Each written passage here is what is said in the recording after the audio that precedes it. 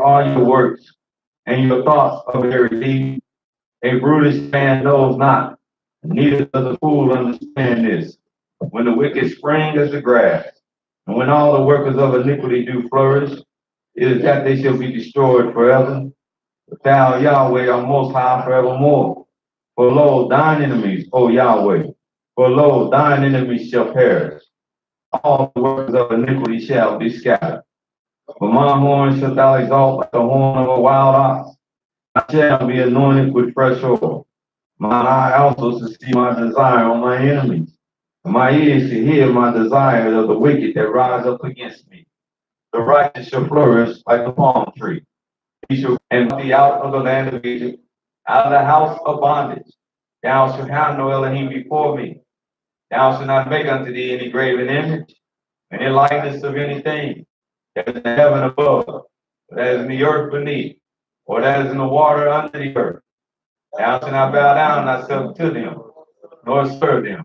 For I, Yahweh, your Elohim, am a jealous Elohim, visiting the iniquity of the fathers upon the children, unto the third and fourth generation of them that hate me, and showing mercy to the thousands of them that love me and keep my commandments. Thou shalt not take the name of Yahweh the Elohim in vain, for Yahweh will not hold him guiltless that taketh his name in vain. Remember the Sabbath day to keep it holy. 6 days shall you labor and do all your work. But the seventh day is the Sabbath of Yahweh the Elohim. In it thou shalt not do any work, thou nor thy son, nor your daughter, manservant, nor your maidservant, nor your cattle, nor the stranger that is within your gates. For in 6 days Yahweh made heaven and earth, the sea and all that in them is. He rested the seventh day. Wherefore Yahweh blessed the Sabbath day and hallowed it. Honor thy father and thy mother, that thy days may be long upon the land which Yahweh thou giveth thee. Thou shalt not murder. Thou shalt not commit adultery. Thou shalt not steal. Thou shalt not bear false witness against thy neighbor. Thou shalt not covet thy neighbor's house. Thou shalt not covet thy neighbor's wife, nor his manservant, nor his maidservant, nor his ox, nor his ass, nor anything that is thy neighbor's. Hallelujah. And all the people saw the thunder and the lightning, the noise of the trumpet, and the mountain smoking. And when the people saw it, they removed and stood afar off. And they said unto Moses, Speak thou with us, and we will hear. But let not Elohim speak with us, lest we die. Moses said unto the people, Fear not, for Elohim is come to prove you, that his fear may be before your faces, that you sin not. Hallelujah. Hallelujah. Hallelujah. Hallelujah. Hallelujah. Hallelujah. Praise the mighty Yahweh. Yah is righteous all the time. Hallelujah.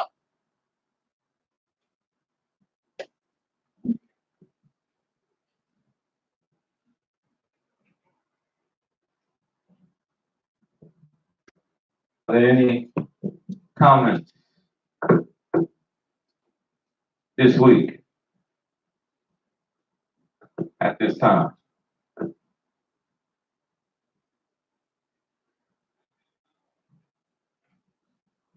Hallelujah. Hallelujah. Shalom, family. Shalom.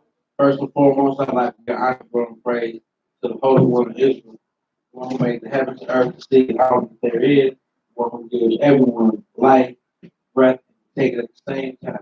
His name is Yahweh alone. I'm saying hallelujah. Hallelujah. Praise the mighty Yahweh. I'm just thankful that y'all made it. Let me make it through another week. I had missed last Sabbath. I'm feeling well, but I'm blessed that y'all got me through everything. A new journey that he got me on is going well with everything. Just blessed to be here again. I'm glad that everyone, I pray that everyone, that he still blessing you with life and wellness and good health and sight and everything we need to continue serving him. My family, everything. I'm just thankful that I'm here this Saturday. Hallelujah. Hallelujah. Anyone else? Hallelujah. Hallelujah. Shabbat shalom. All praise and all glory belongs unto one Yahweh Elohim of our fathers, Abraham, Isaac, and Jacob. I just want to give thanks and praise to the Most High Yah for allowing me to rise up this day and blessed me with the life that I have. I give thanks and praise to His holy everlasting name. And just thanking God for seeing me through this week. So this week was a challenging week. It was trying, but y'all made it possible and, kept my head up and stayed it all the way through. So I'm just thankful that y'all was able to show me some things. Last night, I actually got to watch it last night. To my surprise, I watched the movie Samson last night. And man, let me tell you, praise God. You know what? And as I got done watching the movie, I had to go to the Book of Judges and read a little bit of it just so I could take the whole thing in because it was just such a good movie. And they did a really good job putting it together. I ain't careful much about the look of what I got, but as far as the storyline and they stayed in line with the script for the most part all the way through. And you really got to see the highs and the lows of an individual that want to walk with y'all and know he's serving to y'all, but he just steadily want to refuse to do what he was called to do. Y'all called him to lead and judge the people and to bring the people out, but he didn't want to do that. He wanted to do his own thing. But y'all still use it. And you will know when y'all in your life that y'all is the only one that moves in the kingdom of man. Y'all makes whatever happen in the kingdom. So you're gonna do some things in your life. You're gonna take some things out your life. You're gonna put some things in your life. The main thing in it all is fear God and keep His commandments. Because in doing so, that is the beginning of wisdom and the beginning of understanding. So I give thanks and praise to the Most High Yah for allowing me to get a little bit of wisdom and a little bit of understanding that I'm able to retain some of this knowledge and I'm able to apply it to my life. So hallelujah. Hallelujah. Anyone else?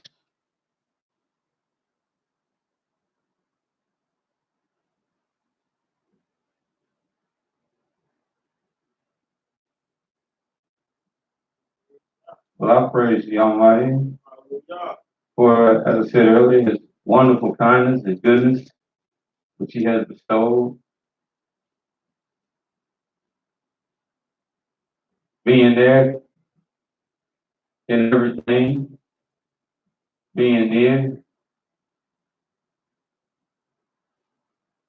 giving guidance, protection, being a rock and a shield and a buckler, establishing His word as only He can do. So I give Him thanks, all honor, and all praise, for only He is deserving of it. And I bless His holy name. Hallelujah. Hallelujah. Any other comments from anyone else that they wish to make?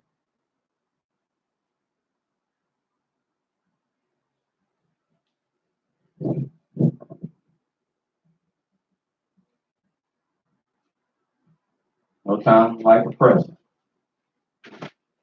Yeah.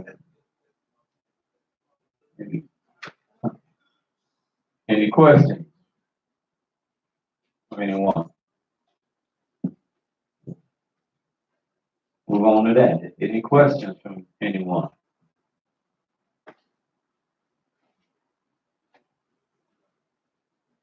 They wish us to touch on. I have quite a few up here that I can start with. But before I start with those, I just want to know if anybody has any that they want to bring forth.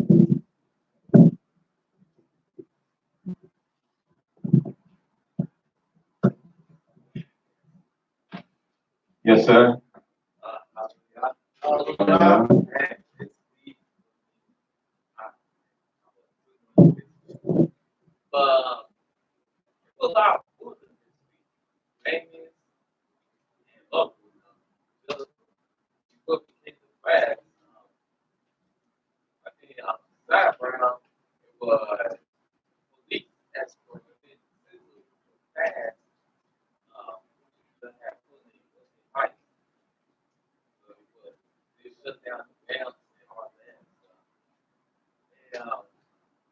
absolutely well. We can feel them. I not thought it was a lot easier, but I forgot we had this. I forgot who all was born at least. I know it's don't want the song, but it's the song. God, got that song to sing.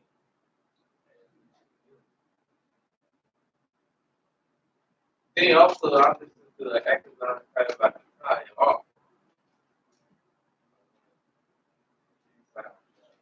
Hallelujah. Hallelujah. Anybody? Yes, sir. Hallelujah. Just one more comment about the uh, another tragic loss of life, innocent life that we have as a witness this week in Texas. They say the partner didn't tell on this, but he told on his fellow partner. So everyone's happy about the justice that's being done or seen. Excuse me. I don't say justice is done yet, but justice, injustice is being seen uh, worldwide now. And our condolences to the family and our prayers to them always, to all that's NCT. Hallelujah. Yeah. Hallelujah.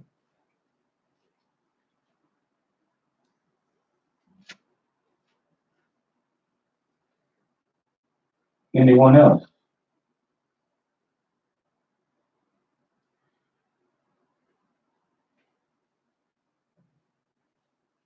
Now or forever hold your. There it is. And there it is. That brought it out. That brought it out right there. Bartholomew. Hallelujah.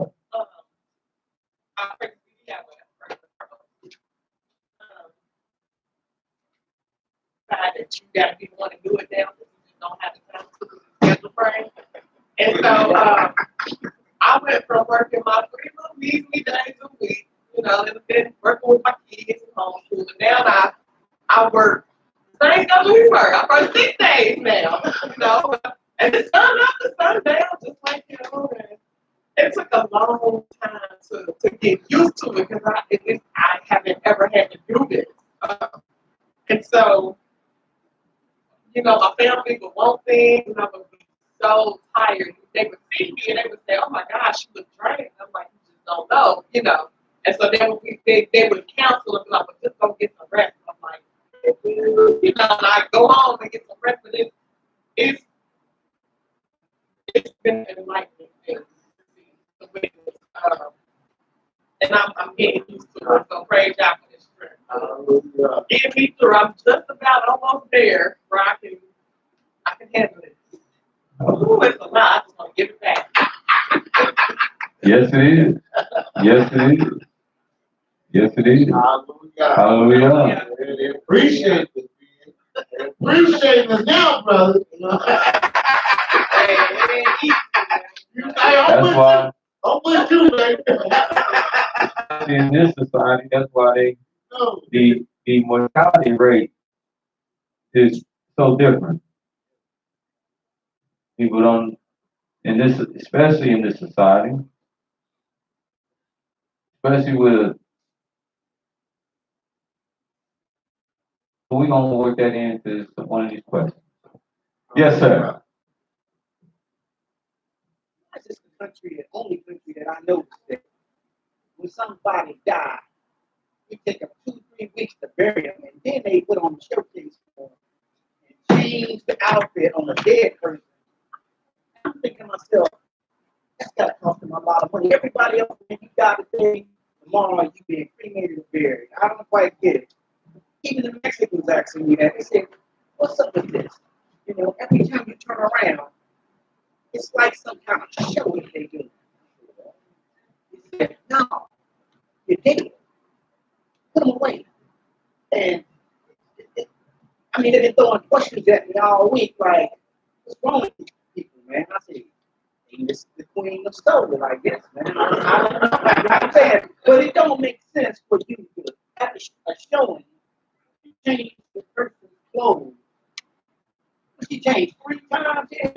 They changed up 3 times they changed the clothes. in her casket. Yeah. Oh, y'all got I was wondering, man. Somewhere in the Bible, we got to speak of this foolishness we doing there, nigga. We don't want to a whole new level here. Like, hold on. Just put the lady in the ground. Cain died on a Saturday. They put him in the ground today. I'm like, what's wrong with this thing here, man? Why we got to have this spectacle of type of circus or something that we doing, man? I'm like, man, this is crazy. Well,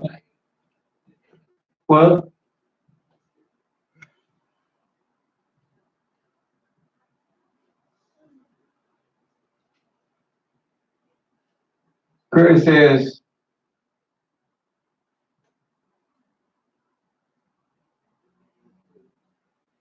we are peculiar people unto him.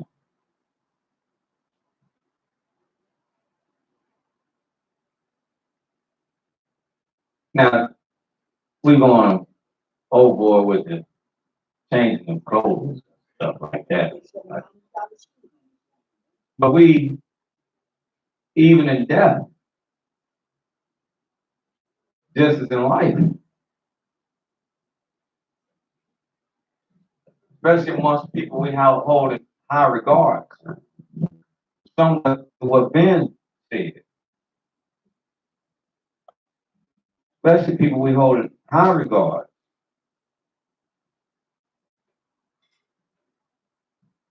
It's not necessarily foolishness.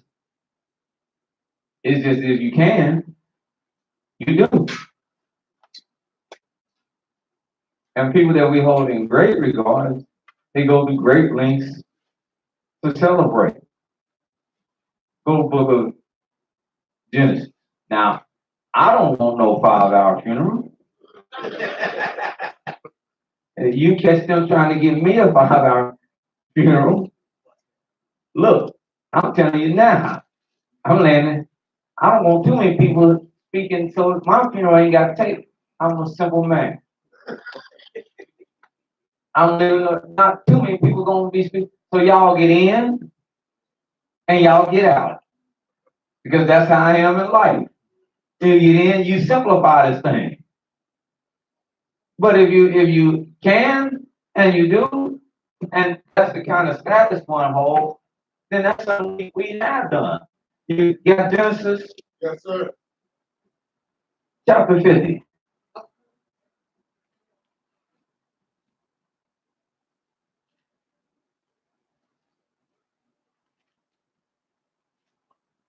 Hallelujah. Genesis chapter 50, verse 1. And actually, I want you to give me the last verse in chapter 49. Hallelujah. Genesis chapter 49, verse 33. Yes.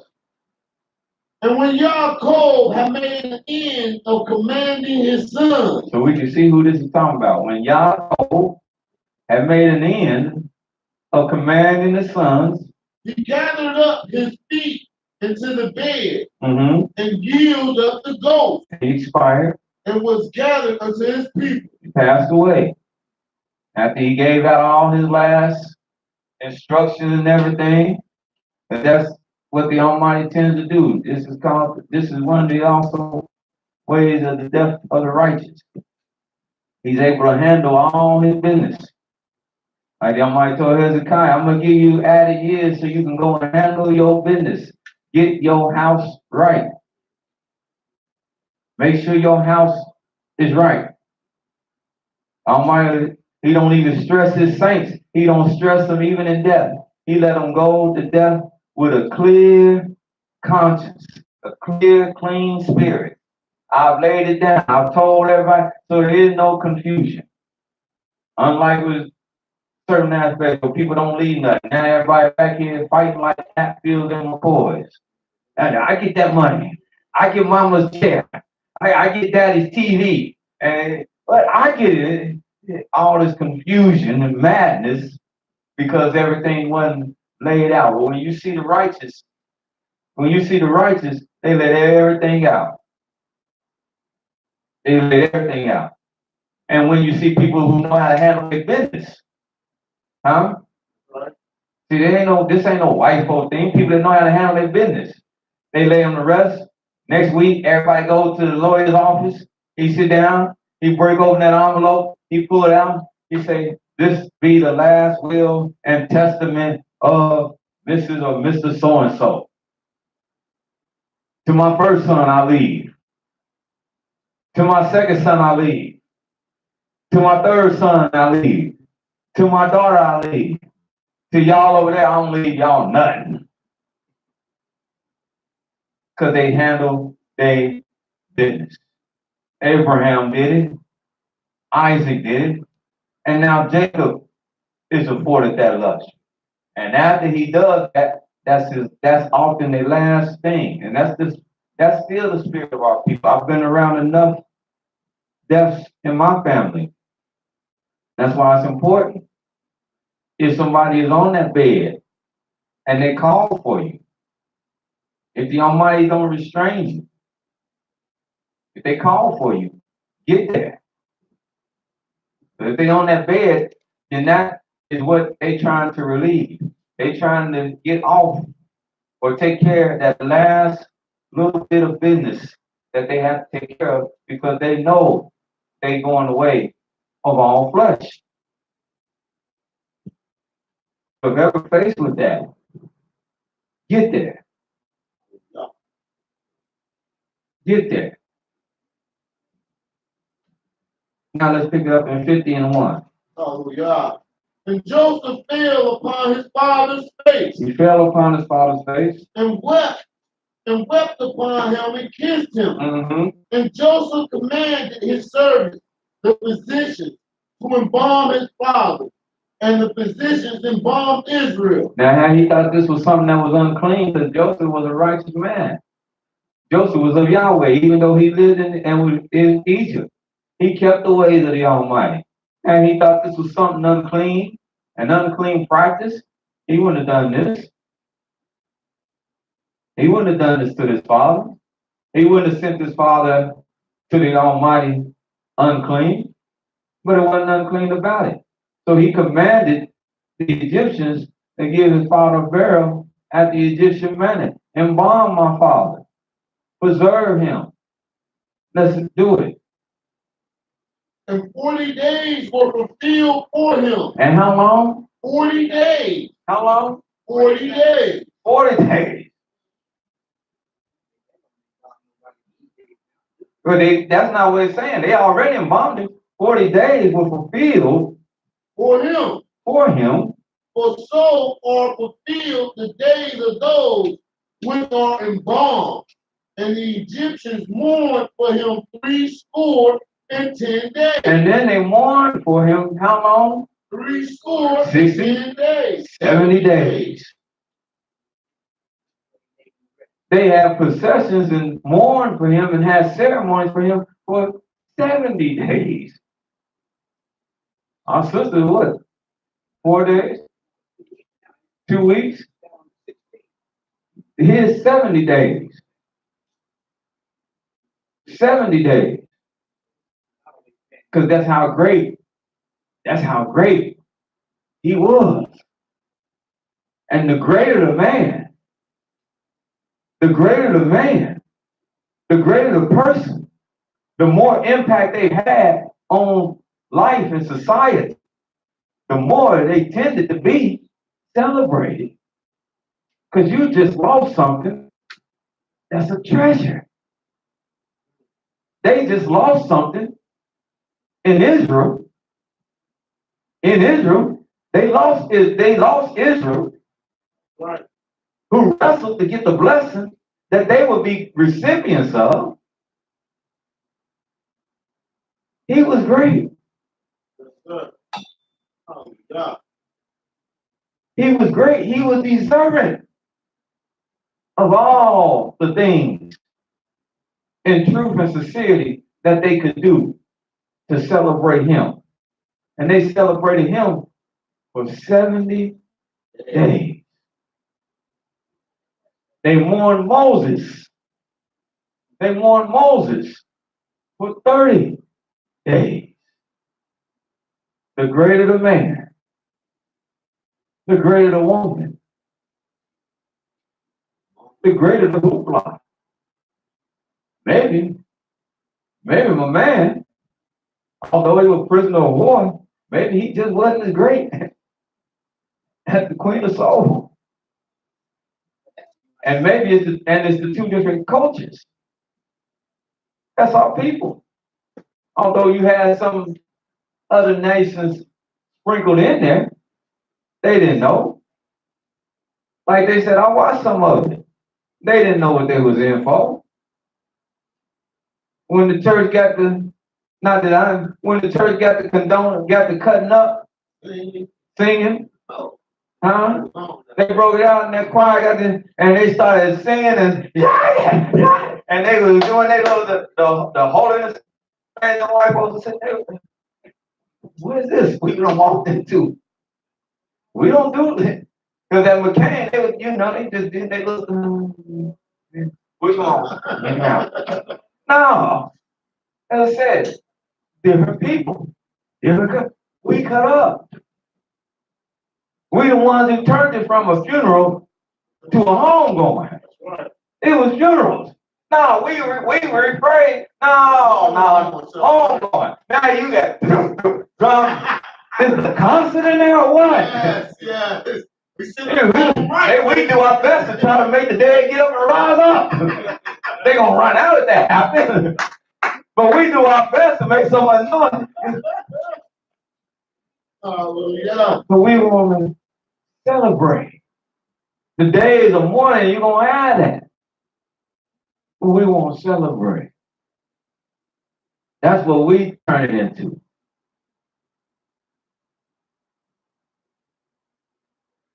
That's the spirit that's in us.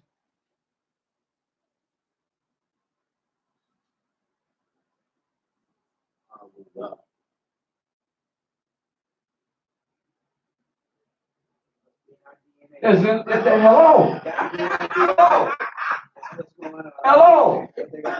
So like I said, now the changing the clothes that's overboard. But that's in us. That's what we do. Aaron, Moses, Jacob. No. Let me show you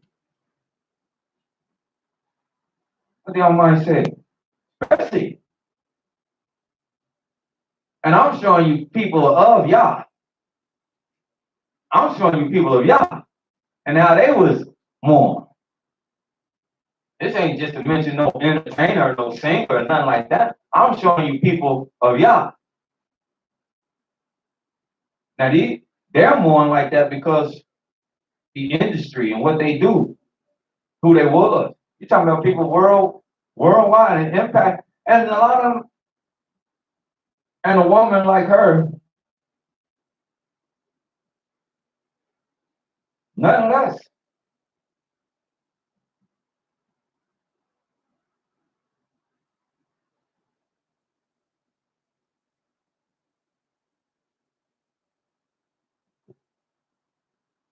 Psalm 1:16.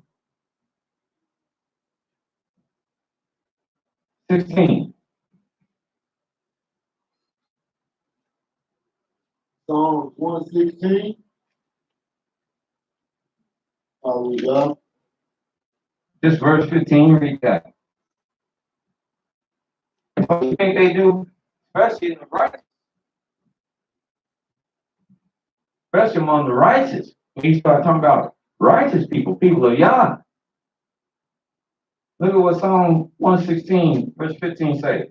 Precious in the sight of Yahweh is the death of his saints. What is it? The death of his saints. What about the death of his saints? Precious in the sight of Yahweh. It's precious. And that's his saints.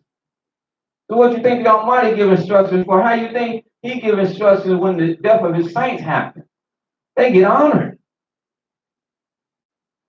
That's why men wasn't allowed to bury Moses. That's right. The children of Israel did not bury Moses. Moses went up on Mount Nebo, and there Moses died. Did he die alone? If you want to say he died without mortal man knowing, yeah, he died alone. But did he die alone? No.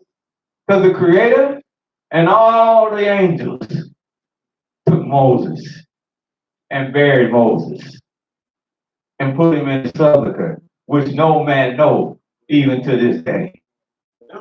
So we don't even know if he transcended or if he literally died. The scriptures tell us he died, but he could have transcended. So it's not any different than Elijah. I mean, Elijah and Enoch. They're different. We don't know his sepulchre. We can't go and say, there go his bones. There go his bones. He's one of those men. We can't go and say that. Like you said, like a liar. We can't go and say, there go, because all we know is he said, Father, the horseman and the chariot of Israel. And he was Enoch walked with him, and he was not. Moses went up on Nebo, looked over, and no man, no Israelite, because they couldn't honor him the way he was supposed to be honored. The only one that could honor him fully the way he was supposed to be honored was the Most High, because they gave him hell all his life. And a lot of them probably would only been there to see if he was really dead. Yeah, it's true. Like sad to say, a lot of people, I just keep it real, came to Elisha. It's true. Yeah. And when I said I'm thinking about making a list, a guest list. You ain't on that guest list, you don't come. You ain't getting in, you come, but you ain't getting in. Now some will say, they're gonna go through, he going through all that. If I knew how you were with me in life, why won't you over me in death? Right.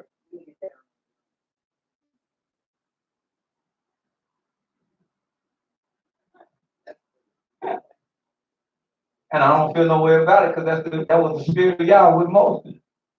You wasn't with him in life, then why should you be there at this time? Let this be for them that regarded him. He let his dog in there, front row, sitting with the family. Yeah, so my dog regarded me. He cried for me, yapped for me. He loved me. He deserved me there. What dog? Honorary Paul Bear, the dog. Yeah. I couldn't get in. I ain't as good as. No, you're not. You rascal.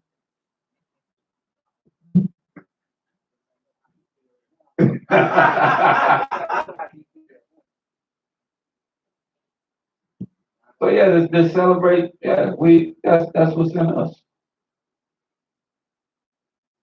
And with our people that we celebrate as giants in our world, then they gonna get all this. They gonna get all this fanfare. Mexican don't do it, Whites don't do it. But you do it. You're doing it in a different way. They wear these little, statues, man. I don't know what they call them. I can't remember. But they call them something. But he's supposed to be a saint. He's supposed to be able to protect them from all that. I'm like, what is that? Yeah. He's like, what do you mean? What is that? You're doing it.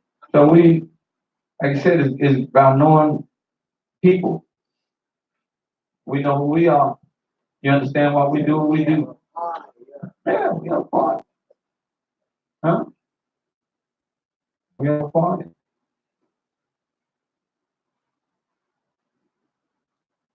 What is, I'm trying to think. Yes, ma'am. While I think about this. Yes, ma'am. For Genesis, for Genesis 50, verse 3, the 40 days of the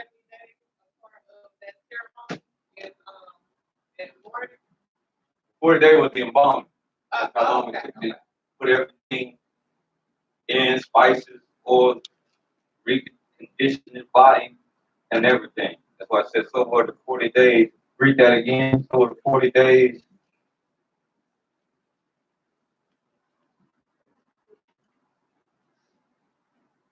Genesis chapter 50, verse 3.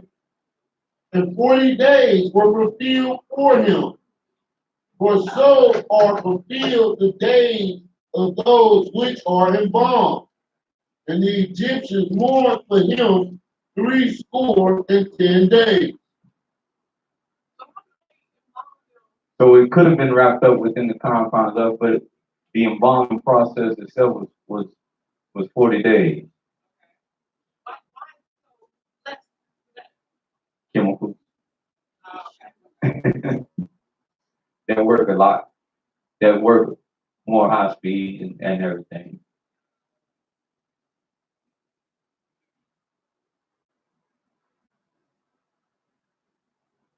So, Yes. so all right, let me understand.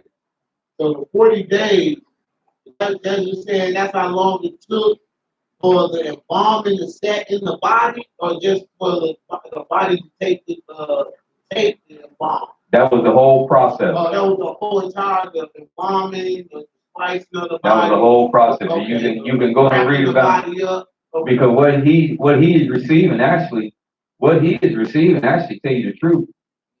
Because it wasn't for every Egyptian. Probably Yaakov is receiving a king's burial. And that's what you want to do. Go and read on the Egyptian kings and how long that it took them to prepare their body. It was, see, not even them. They didn't just die and then croak over and then they say, throw them in there and we done. Nah.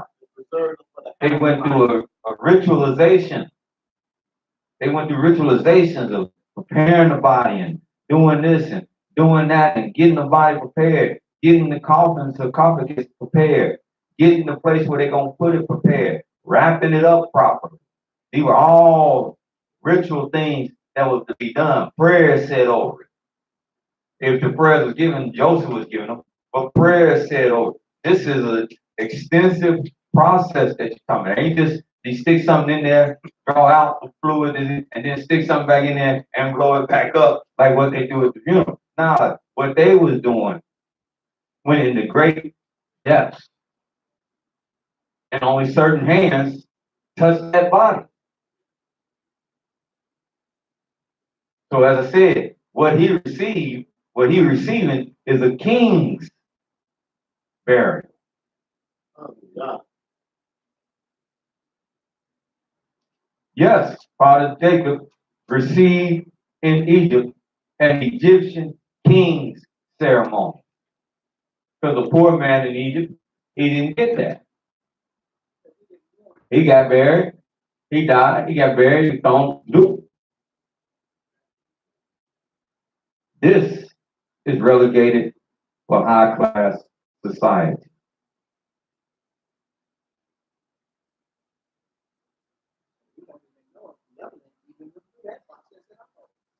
Who was that? The other who? But Elijah did because he didn't die the physical, he transcended.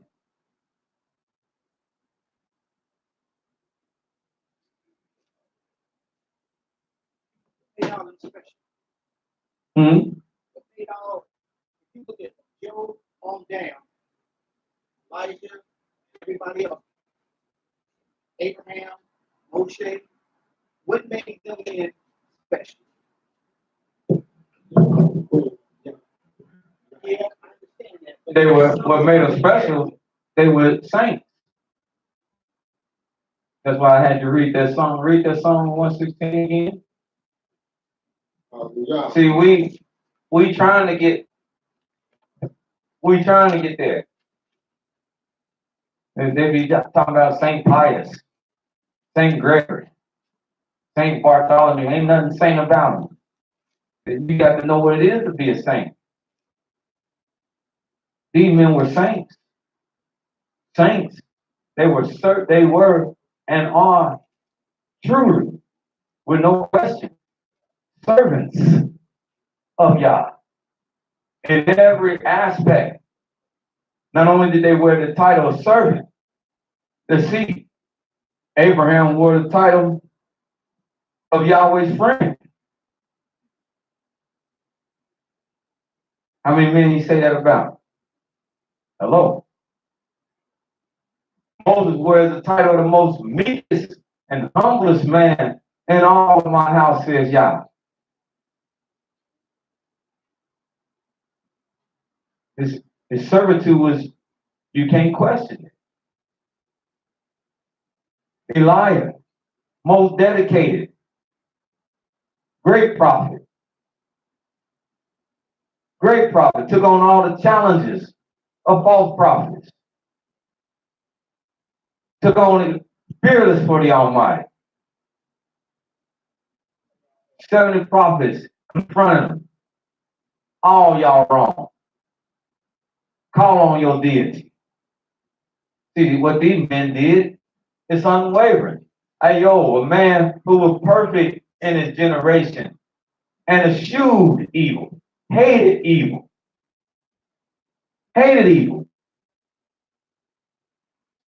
You know what I mean, to hate evil? No, we don't. Because we don't do it.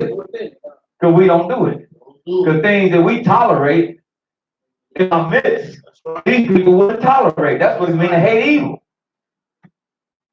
We tolerate things in our midst. Oh, they all right. That's right. Go ahead. It's all right. Well, then you don't hate evil. I ain't say you don't hate the person. I said you don't hate evil. Because I told brother, it's not about attacking the person. When I attack that topic or that subject or that essence, when I attack that, then that person will fall with that. So I don't have to attack that person, but I attack what they're about. I ain't got to attack the homosexual. You bad, you did. I attack your concept and your theory. When I attack that, then you as a person, you gonna fall with that if that's what you hit your wagon to. But I ain't attacking you. I'm attacking what you believe in. I'm attacking the fact that two men can't produce life. I'm attacking the fact that two men biologically ain't meant to be together. I'm attacking the aspects. When people ask me about things, I attack the aspects, the topics. Now you sitting there listening, if that's what you hitched your wagon to, of course you feel a certain way about that. I don't have to attack you when I attack the theory. I don't even have to attack the Christ no more. When I attack the theories, no man can die for your sin. No man. I ain't talking about this man, but no man can die for your sin and take it away. And you be saved. When I attack those concepts, then what you hit your wagon, that's what gets you. But that's what allowed me to back away. And that's what the Almighty wants you to do. He don't want you to necessarily attack a person. A lot of people like to attack and make it as a person, but you lose. You lose, and everybody that you can influence lose sight. You hear what he said about him. You hear what he said about him. Not did you hear what he said about that. Well, let me look at that. Dang.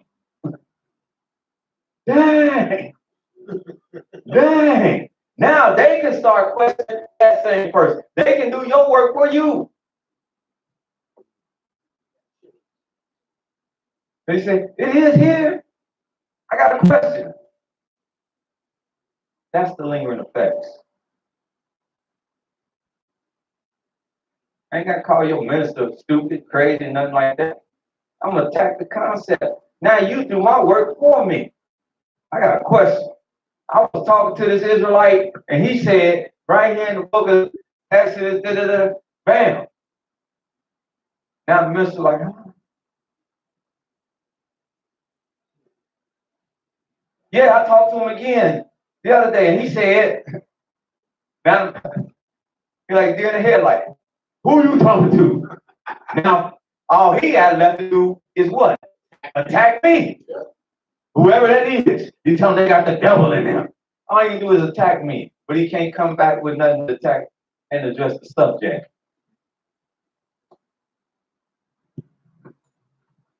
Well, I can go away, but that subject ain't going. That truth ain't going away.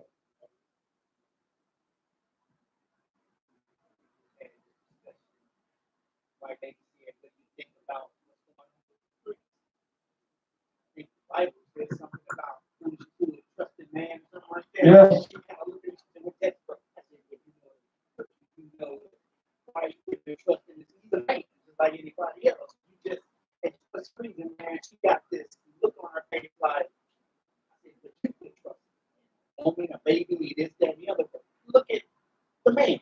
Look at how he's following through grace. They want him out. And you keep making it sound like he didn't do anything, you know? And I said, he allowed things to go on. He didn't even try to stop it. So he's just a man. He's in opposition. But she did not like that. No. Look on her face was like, take that crap out of here. I'm like, no. It's the truth. Sometimes, Yes. It's the truth. But our Father, to see flamboyant homegoing services, that's what we've been doing. Ain't nothing new under the sun. Nothing new under the sun. Speaking of which,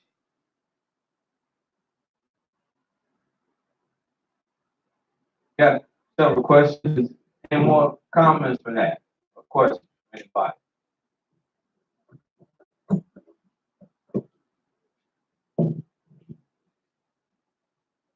Oh, we got 6 questions up here. They look to be good ones.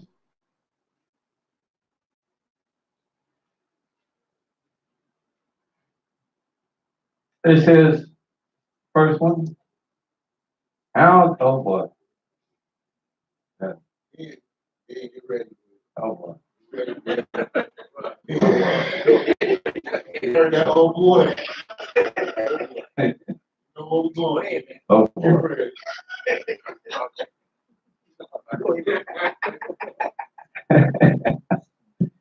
How does a man supposed to treat a woman, the lady he's dating, trying to start a relationship with her?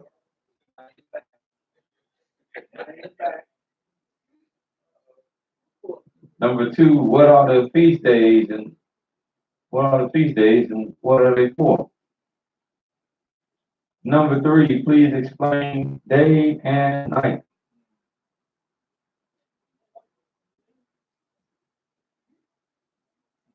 Well, let's say number 3. Number 4, what are the things a man is supposed to do? And this goes probably with number 1. What are the things a man is supposed to do or be doing for his family? Yeah, oh boy. Number 5, please explain starting a new relationship with Yah. Y'all stop the madness. Hallelujah. Brother, what that air conditioner on, man? It got hot.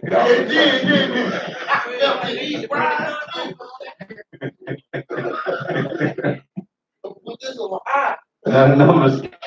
Number 6. What is a Hebrew and how do you know? Huh? They dynamic questions, aren't they? You want to come there and answer sometime.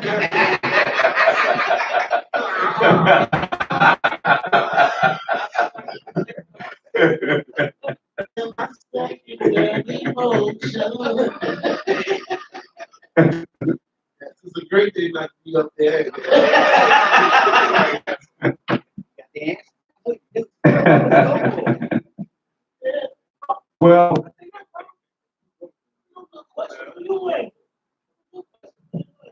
We're gonna try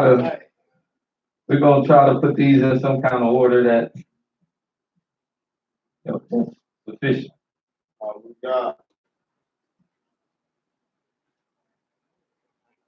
So we're gonna deal with question 3 first. Hallelujah. Please explain day and night. We'll say them relationship ones for as we outdoors, Jack. We can make it clean either way. We gonna deal these up first. Yeah, we gonna do it now. I know, brother, I've been doing this for a while. You got to pick and choose. Wisdom. Please explain day and night. Well,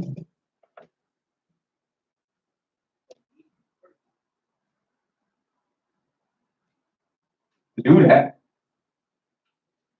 let's go to Genesis, first chapter. Hallelujah.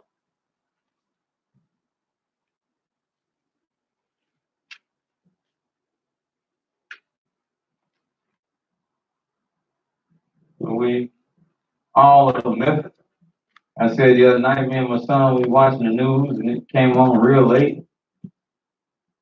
And the man came on, he said, "Good morning." My son started laughing.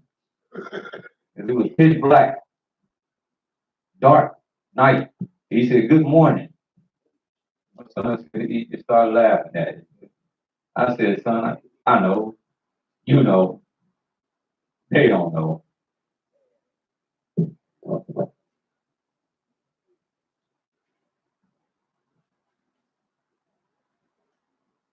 And think about it, many people won't regard this now. Now they'll talk about white man this, white man that, white man this, but they'll listen to the white man to tell him when the day is, based on something that he don't even make good sense. But they'll talk about white man, the white man. They'll call the white man. But that's when they'll listen, and that's what they'll tell them to a day, how to start the day. But we gonna listen to y'all. Hallelujah.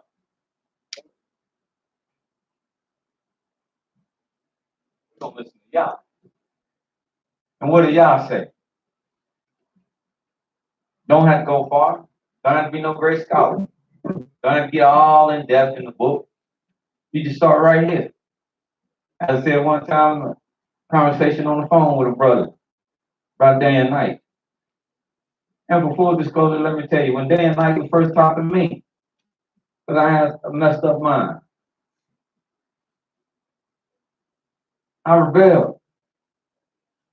Then Almighty said, "Let me show you." From there, it's been smooth sailing. But it's simple. Ain't hard. They said fundamental thing. I was talking with my boy last night. Yes, I say that a lot of times because that's what happens. I converse with my sons. I was talking with them. It is the fundamental things. If you never master the simplest of things, the simplest of tasks, if you never master that, then you cannot go anywhere else. Everything is mastering step upon step upon step. That's why even that's how the Almighty instructed us to study. Precept upon precept. We got to read that. Hold this Genesis 1. And see, Yah is righteous all the time. Hallelujah. And he even instruct any man when he's trying to learn how you start learning. You can't go and want to jump and learn something great. You don't know nothing small. I let them trick me into that when I went off to college, when I went to Xavier. And he said, well, we got to fill up your courses. So we'll put you in this Roman history class. It's sophomore, but you'll be all right. I ain't took the freshman course yet. You'll be all right. Man, I got in there, man. Not to mention I was late. I was lost. I was tore up. Old boy came to me. He said, we got a problem. I said, what? He said, I just got to be blunt with you. You ain't gonna make it. I said, what? He said, you know, and it'll affect the scholarship. And he said, but you ain't gonna make it. He said, because right now, I just gotta give you this eye. Now I didn't even know what I meant. I know what that meant. But my man dropped it down and said, you getting an eye. That means incomplete. That means nothing can save you. He said, so what I advise you to do right now, it's not too late, is just drop this course. You'll have a blank and it'll affect your credit that way, but at least it won't affect them that you was here, you took it, and you didn't complete it. So just drop the course. Because I was lost. You can't jump. Small. When you teach, small. Small. You can't tell a dog, stay, and you ain't even telling him to sit. You're like, stay. And he ain't even sitting yet. The baby can't walk till he what? Stand. Until he crawl. All these steps. Till he roll over. Yeah. See? It comes to mind. And you work back. All that's the process. All that's the process of him getting up and being able to walk. When he roll over, you just think he roll over, and you want to put him back. No, let him roll. And boy, roll all over the floor. And let's put him back. Now let him roll.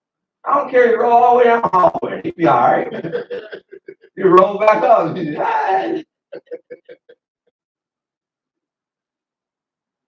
These are steps.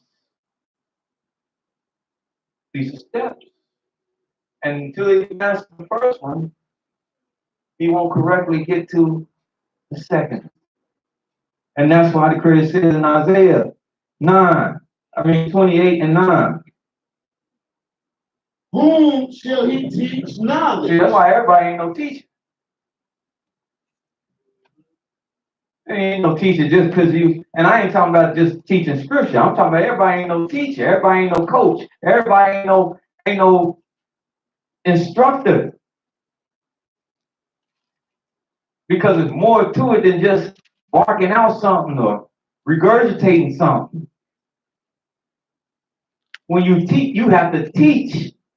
And there's a certain aptitude you have to be able to teach. To teach means you have to be able to relate to that person. You have to be able to relate what you and convey what you're trying to give that person. And that means you have to master how to even do that. Because how I convey something to this man that he get it is not the same as how I convey it to this man that he get it. That's right. That's why you always ask, no matter what you teach, is there any questions?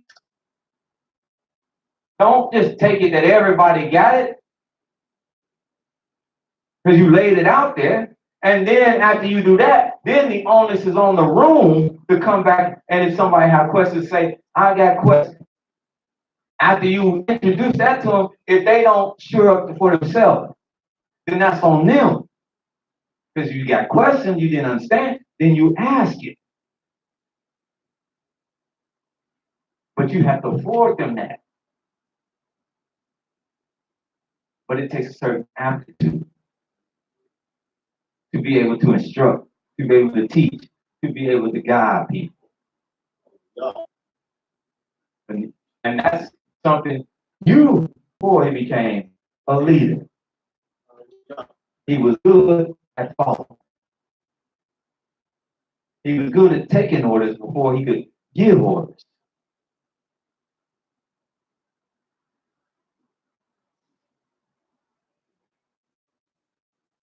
For whom shall you teach knowledge? And whom shall he make to understand doctrine? them that are weaned from the milk and drawn from the breast. That's why I always tell my boys, hush when I'm telling you something. Think you know everything. That's your first mistake. When I'm telling you something and you think you know more than me, that's your first mistake in messing up. You need to hush and listen to what I'm telling you. Because if I thought you knew it, I wouldn't be here telling you. Right.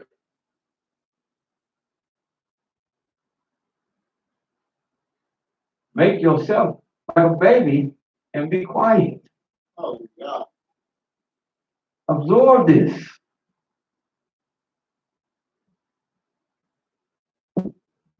Then he said, for what? For precept must be upon precept. And like them little blocks you get as a kid, them little Lincoln blocks. You lay one, you click it together.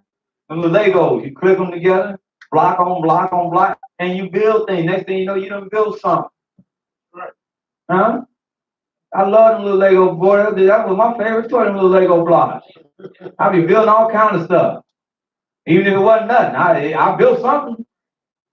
Even when nothing but a straight up tower. Look at my tower. Mom go to run downstairs. Look at my tower, Mom. But yeah, baby, that's cute. Oh, yeah. But it was block on top of block. Precept, upon precept, upon precept, upon precept. That's another thing of being a teacher. Don't go too fast. Oh, God. See, they teach at school, they go too fast with some of the kids. Like I said, they made sure they got it. That's too fast. Everybody got this like little Johnny sitting over there. Cause Johnny the wheels ain't turning like Carl's over here. His wheels are turning like this. My Carl's is turning like this. Johnny's is turning like this. You're a little slow.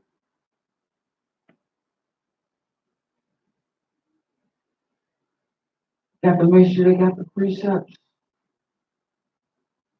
Precept upon precept. Precept upon precept. Line upon line. When I'm with them, I might show them something. But I always tell them, y'all ain't ready for that. I just want to show it to you. Give you something I ain't for, but you ain't ready for it yet. You ain't even got past A. We're going back to A. I just don't want to show you D so you get a little excited. Put precepts from precept, line upon line, here a little and there a little. That's all we need. Now let's go get precept and put it with precept. Let's get line and put it with line.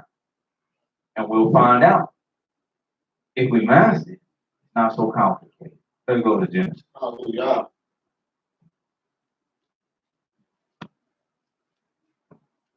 Genesis chapter 1. Sometimes you also need to slow yourself down.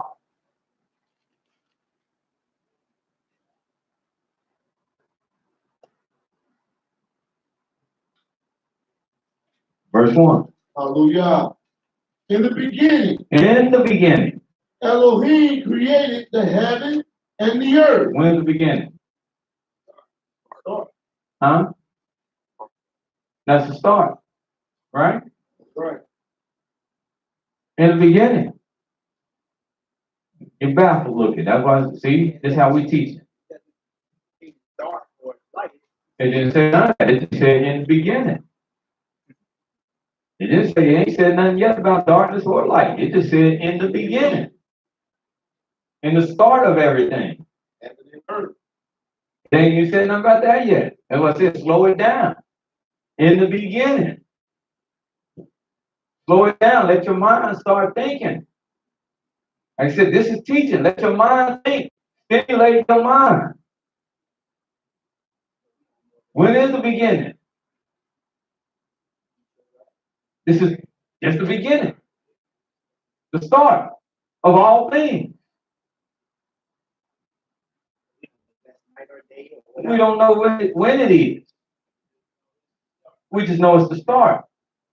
In the beginning, and in the beginning we know Elohim created the heavens and the earth. In the beginning, in the start of everything, he created the heavens And the earth. and the earth.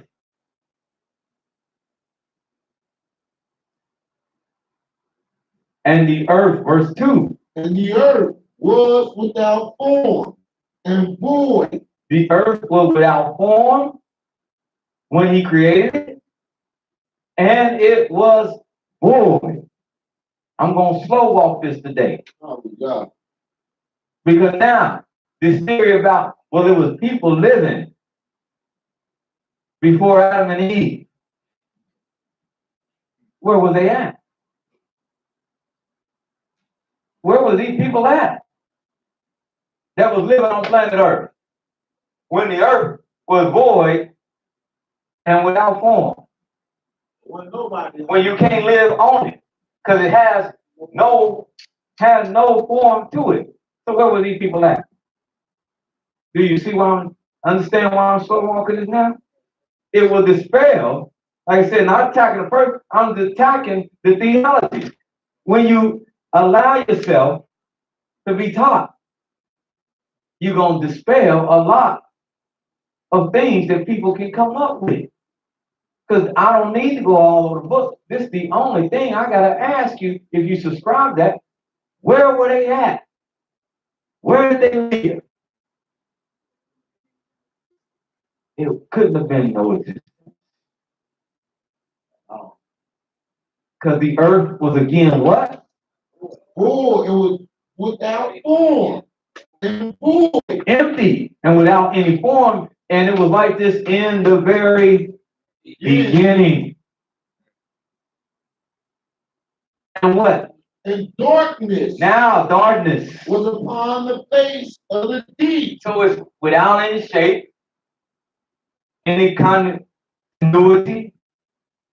It's empty and it's dark. It's a very dark place.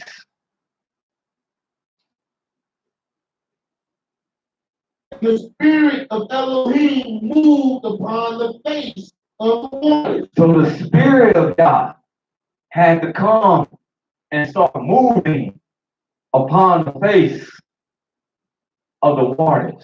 The spirit of Yah had to come and start disturbing the waters. All the waters. Because that's what it was. It was water. It was a mass of water, not even a mass of rock. It was a mass of water. That's why even today, the earth is still a greater mass of water. It's a planet made up mostly of water. Yes, sir. Not land, not rock, but made up mostly of water. It's water above and it's water below. But the spirit of God had to move upon the face of the earth. Meaning, in other words, he had to give it its first, what they call today, atmosphere. Wind. Because science has come along and proven that in the beginning, they've come along and they've caught up to the word of the Almighty because they said that in the beginning of earth, they found that it did not have atmosphere.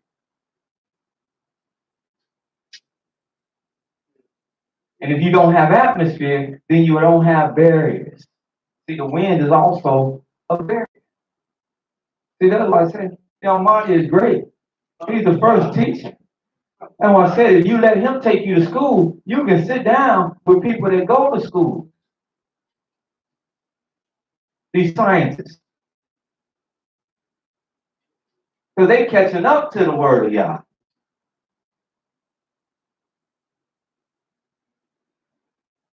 And before he moved, it wasn't atmosphere. That's why you hear on the news, you hear a term called atmospheric pressure. Yes, sir. That's wind gauge. Pushing back, pushing back. And it does this to keep things in alignment. Understand that we read this, nothing that Yah done Isaiah said in the book of Isaiah, he created the earth and he created it not in vain. Nothing that he has done. No step that he gonna take. As you read Genesis, and when I said slow down, as you read, no step that he gonna take is out of order, out of place, and doesn't have a meaning.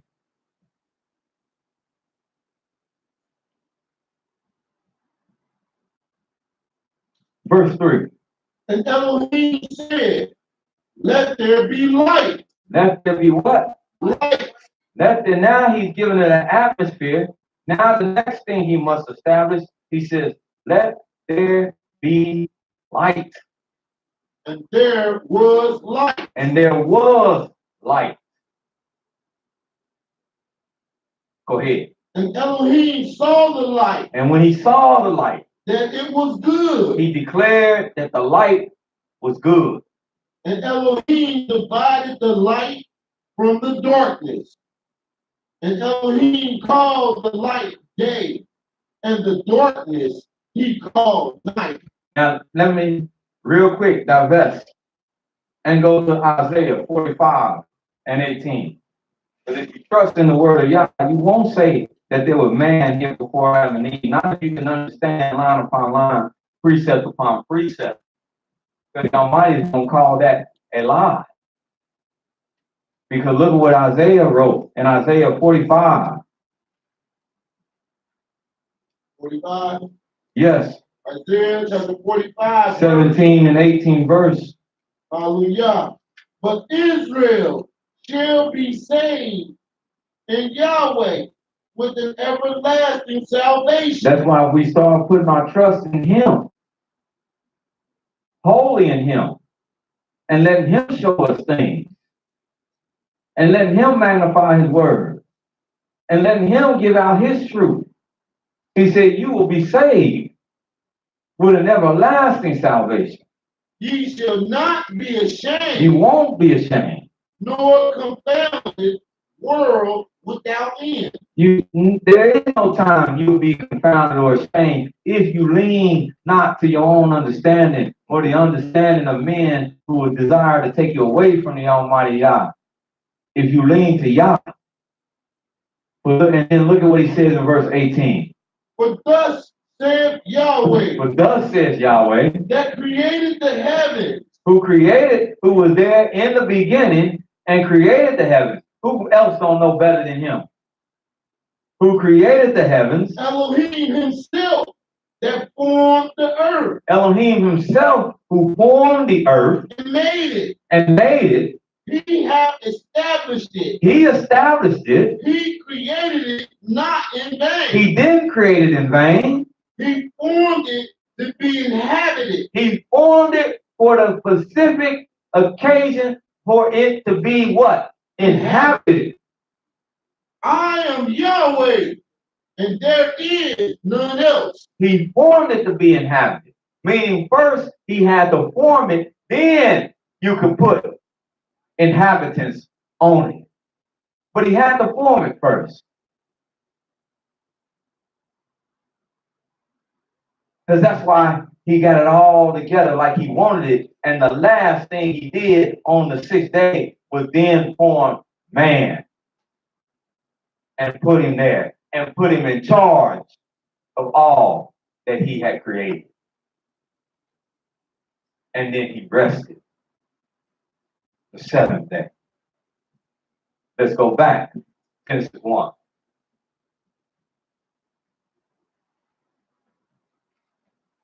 Verse 3 again. And Elohim said, let there be light. Let there be light. And there was light. And there was light. And Elohim saw the light. Yes. That it was good. It was good. He declared it good. And Elohim divided the light from the darkness. Now, let's stop.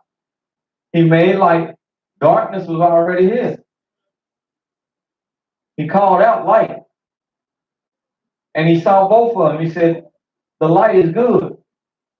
He separated light from what?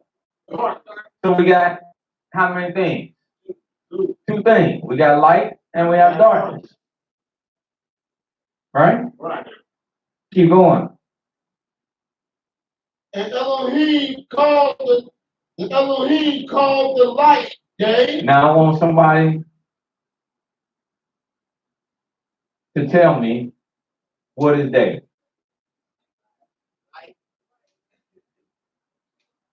Right. Light is day. I want somebody to tell me what is day. Bring a light before. No, you just said it. Don't let me throw you off. Light. You just said it. Light. It's He day. called light day. Light. Period. Brother Gum, do me a favor. Class, see, like in school, sometimes you gotta have participation. Class, everybody stand up. Brother Gum, you open that door up. Look outside, brother. What you see? Don't step outside, just look outside. It's light, Yeah. huh? A lot of it, right? So what time are we in right now? Yeah. We in day. Okay, thank you. Close that door. That's the light of day. The light of day. That's where these phrases come from. The light of day. What else is day supposed to have if it don't have light? Because that's what it is. It is light. And that's what he called day. Go ahead, my brother. And the darkness Darkness. he called night. Darkness. Now, darkness is opposite of light. And so darkness, he called that Light. the night. So when all that we see out there right now looks completely different, then that's going to be what? Light. And that's why we that regard the word of the Almighty don't use the barometer of 12 a.m., 11 p.m. That's why we don't use that to tell us as our gauge when is darkness or when is a new day, because that's not. That is still darkness at 12 a.m. That is still night. It will not be day until what? The process of what? Light. Who said that? What young man said? Thank you. I came on the corner. Thank you. Hallelujah. You do not switch from night to day until the process of light is reintroduced. Now, what separated? What separated night? What is darkness from light? Night from day. What separated? Because he said he separated them, didn't he? Yeah. Well, he used something to separate them. Go. And the evening Hello. and the morning Hello. were the first day. He used evening. He used morning. Transitional periods to separate between light and object complete darkness, night and day. Just as he did then, that same process is what occurs right now in 2018 as I speak to you. It's not that you just go from day and light, like cutting off the light switch, and it just gets dark. No, the day draws, as it says in scripture, the day draws towards an end. And that's the process of light integrating with darkness. And in the morning, darkness integrating with light. These processes they use to separate, they use to put between night and day is evening and morning. And they were both given to the day. One is the beginning of the day, one is the ending of the day. One will signify your start of the day. That's why those that have roosters, That's your best alarm clock. The birds, that's your best alarm clock. When you start to hear them, or you hear the birds, they're doing that because light is starting to break through. That's their signal. That's natural for them to get up all night. They laid in because night is given to other beasts, the bats, the great owl is given to those that will hunt them. So at night, they reserve themselves, they lay themselves in. When they come out. That's why most things, if you see something at night, you better take your head down a little bit. That ain't no sparrow. That's Batman. No sparrow. Yeah, that ain't a sparrow. That ain't a little sparrow. He don't come out at night. It's just like the character. Batman. It ain't called Sparrow Man. He don't come out and Sparrow Man get beat up. He come out in the daytime. Batman come out at nighttime. That's Batman.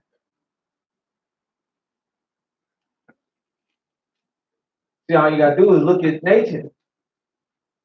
That's heaven and earth. I call heaven and earth.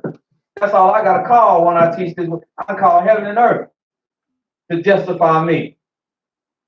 What you gonna call when you out of alignment? Because you don't have nothing to call. I can call heaven and earth. Because they know the seasons. How I know they know the seasons? Psalm 104.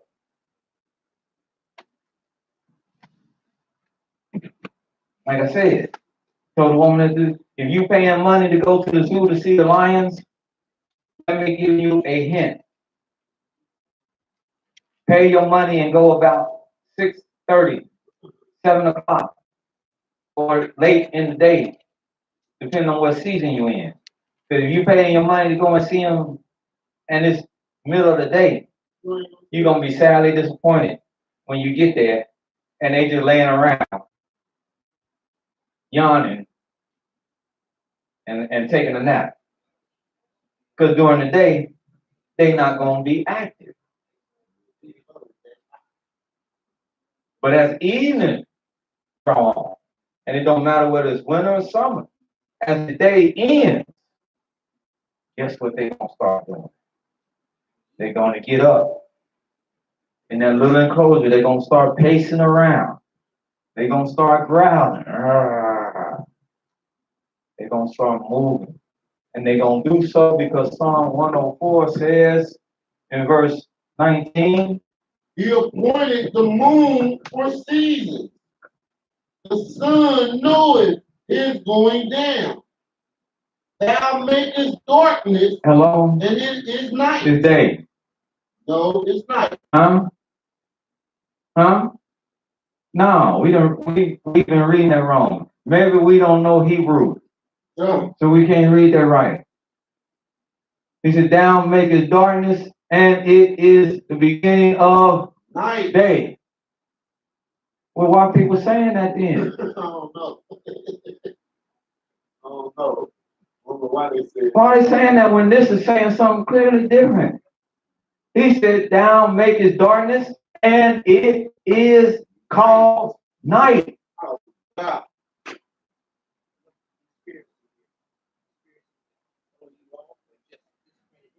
It's called night.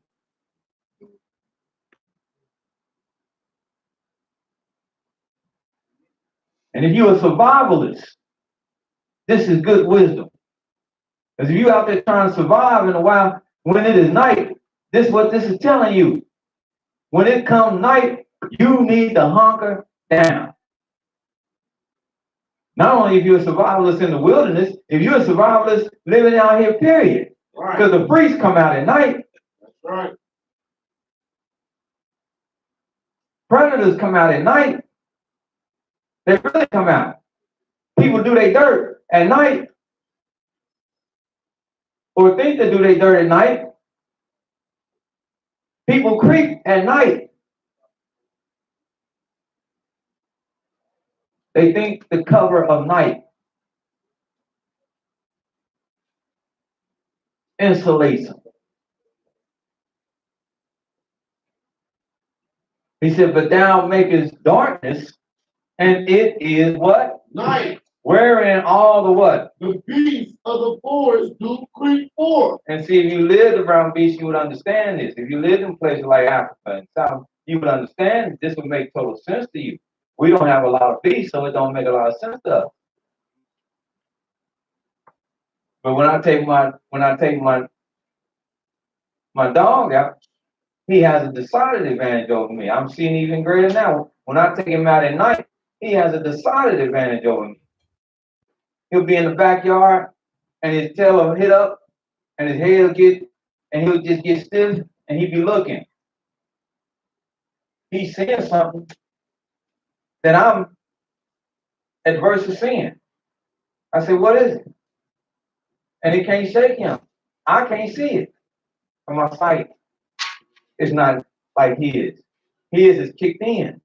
Mine is diminished. My sight is meant for daytime.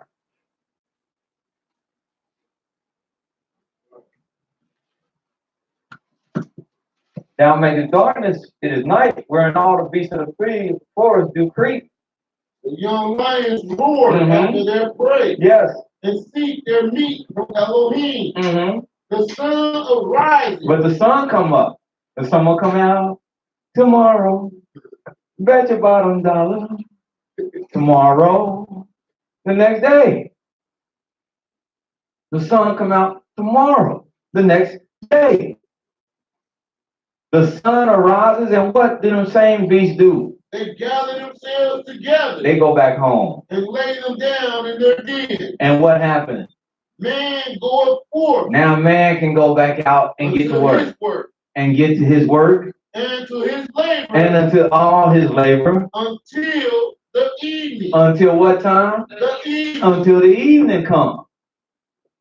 So he can get himself together to get back in house before it gets dark. So he don't run across none of the wild what? Beasts. And man's supposed to do all his labor and all his work for how many? 6 days.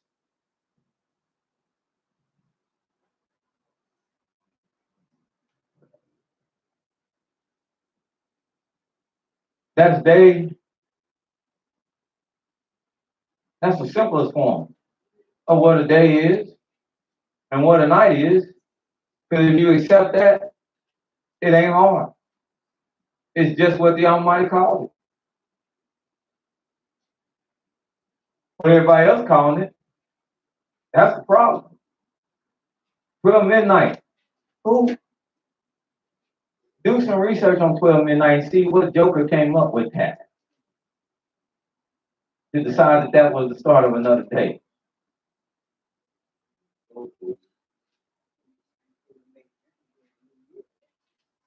Yeah, same food. But a day is a day. A night is a night. There they are. By the word of Yah. Any comments on that? From anybody?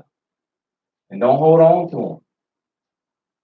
If you do, have them. Don't hold on to them. And if you need more evidence, more clearance, we can give it to you. But like I said, Genesis 1 through 5, if you just accept that, that's going to show you right there. He defines them. Like I said, he defines them. A day is light, and night is darkness.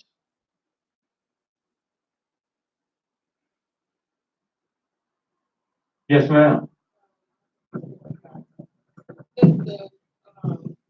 Does the beast, I'm assuming it applies to dogs too. I'm thinking that our pets, during the day they rest, they might get up for play or whatnot. But for the most part, for the day they rest. But at night, if they are not in their little paddles in our room, they be running around the house like wild animals. I mean, they are animals, but I mean, they be so wild to where I have to get up and put them outside because they just play. And You know, they yeah. are wild. Yes. Like, So, I mean, does that apply to them as well, I guess? Yes. Okay. Yeah. Okay, well, then Because see, everything I told you, see, everything got a nature. They just domesticated beasts. But their ancestor is the wolf. right. All of them, man. No matter what, the little poodles and your it look like a little rat. His great ancestor is the wolf. So he got that nature in him. And that's why they did. And you trying to wind down. That's why you got to train them. Hey,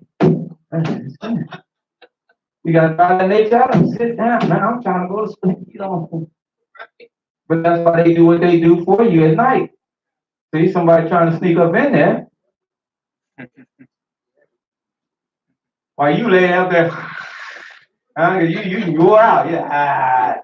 Hey, that's why you got them there. Cause you that's your time to, you know, when they knock you on, you snoring. Yeah. That they attentive. So Joe trying to hit that lock. Next thing, you see him run down the street. Oh, okay.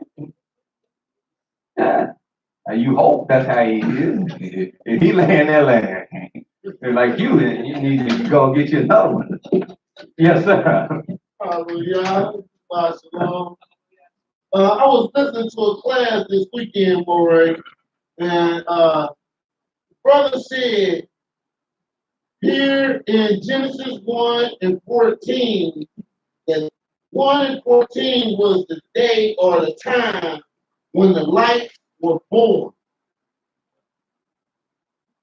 So I wonder you might just share a little something on that about the lights being born. And he was saying that everything has a born day, a born time, everything is born. And he was saying Genesis 14 is saying this is when the lights were born. Well, this is when the Orings were given. Yes. But this is not when Or was given. This is not when light was given. The lights in 1 and 14 are the lights of or congruent to light. But it's not when light was given. That's why we have days. Days didn't start with 14th verse. Days started with verse 3 where he said, let there be light. That's why your might said there was evening, there was morning, day 1. Even in the morning, day 2. Even in the morning, day 3. On the 4th day, he gave out some more lights. That's the dim light. To go along with the light that was already here. Hallelujah.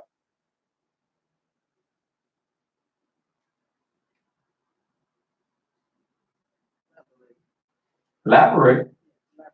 He gave you sun and moon to go with, and stars to go with the light that was already here. The sun with the light of day, the moon with the night, the stars with the night. But the moon and the stars, they shining right now. You cannot see them. They there right now. They there right now.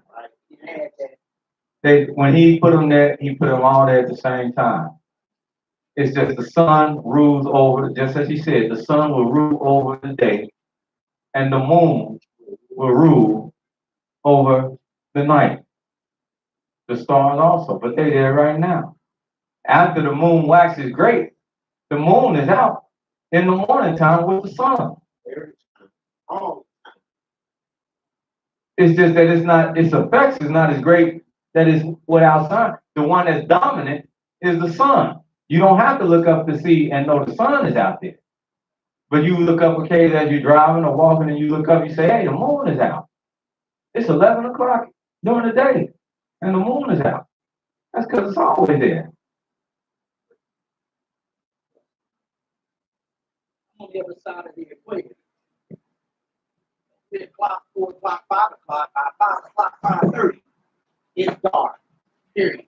Yeah. By 6, 7 o'clock, it's like midnight. Yeah.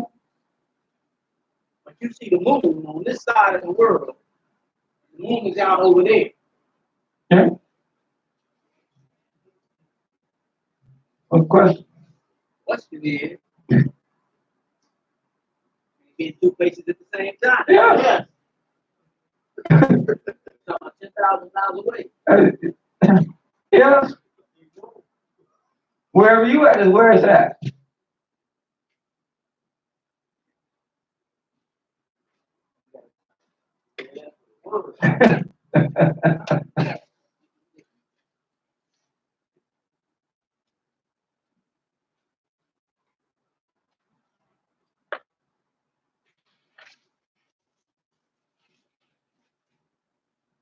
Go to the book of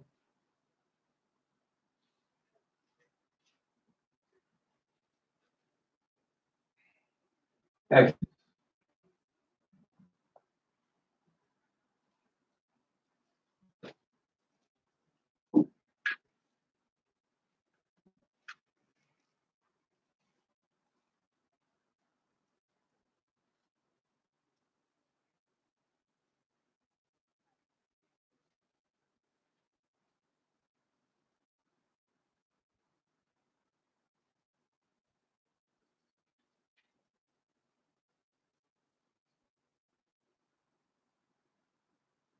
Deuteronomy.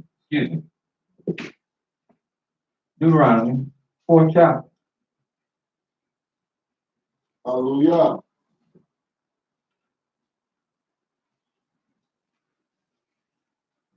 Show you something.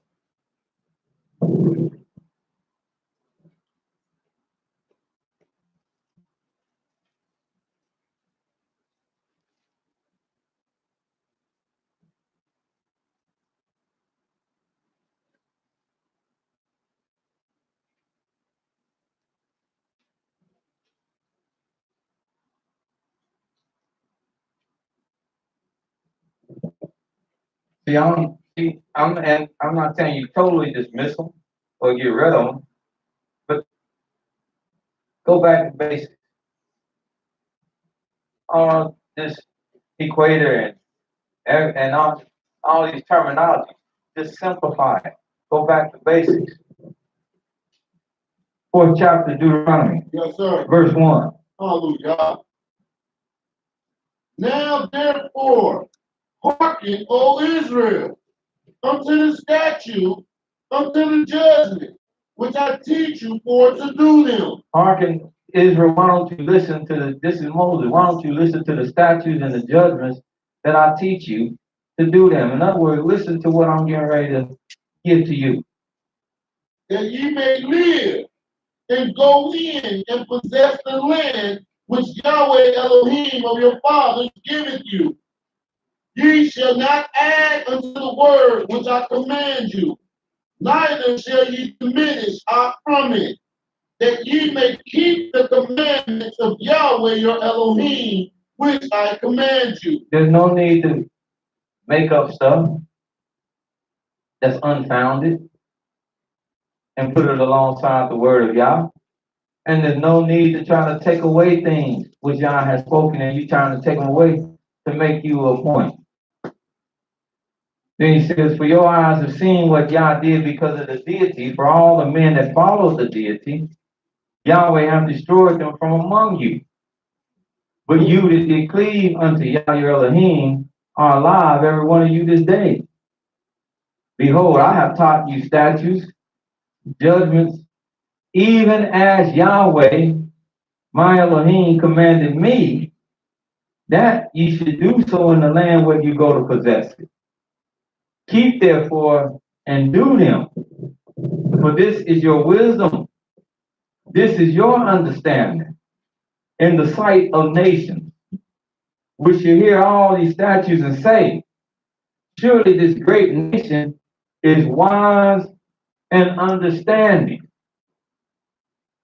For what nation is there so great, who have an Elohim so near unto them, as Yahweh our Elohim, in all things that we call upon him for?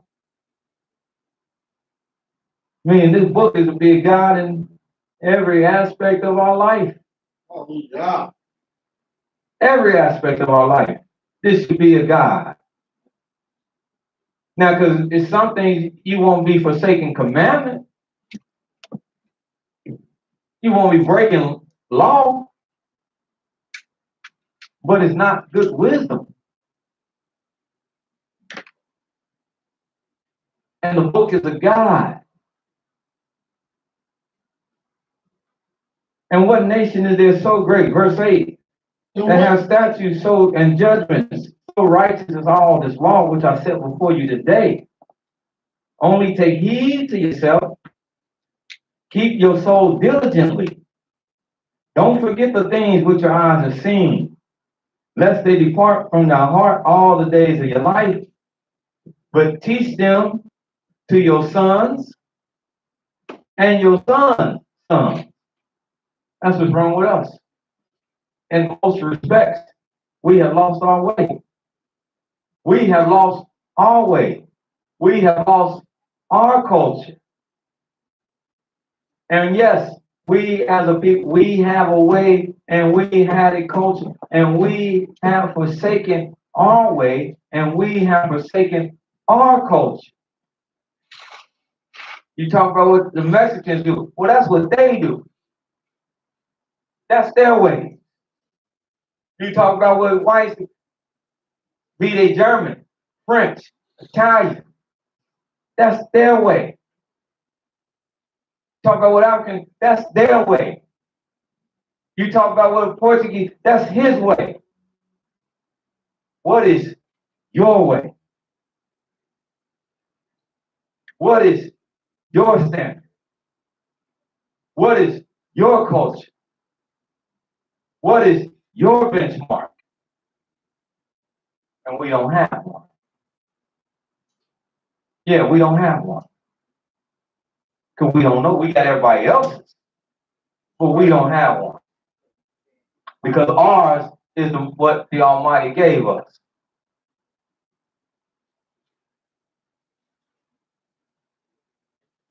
And that's why he said, only take heed to thyself. Keep your soul diligently. Forget not the things which your eyes have seen, lest they will depart from your heart all the days of your life, but teach them to your son and your son's sons. Especially today, like the little kid. How are we falling so far that we don't even know what it is to show respect? The teacher disciplined the young child in the school because he called her ma'am. Yeah, because he addressing her as ma'am, ma'am, ma'am, and she disciplined him, gets him in trouble because he calling her ma'am. Is that where we at now? He trying to show her respect. What he gonna? What's she coming to school? Hey, oh, I guess that's what she wants. Yeah, I said it because I got to say that. I mean, if ma'am don't, but what you want me to call you in? Huh? Y'all, you see how it, huh? Right. Hey, That's right. Ma'am. you don't want me to come here and respect you then, that, hey. And you can get plenty of that because I know the little kids, they be coming to school. I heard them how they talk. You be like, what? Whoa, I'm grown. Okay. That's what your cue is. But she disciplined him because he used the term man.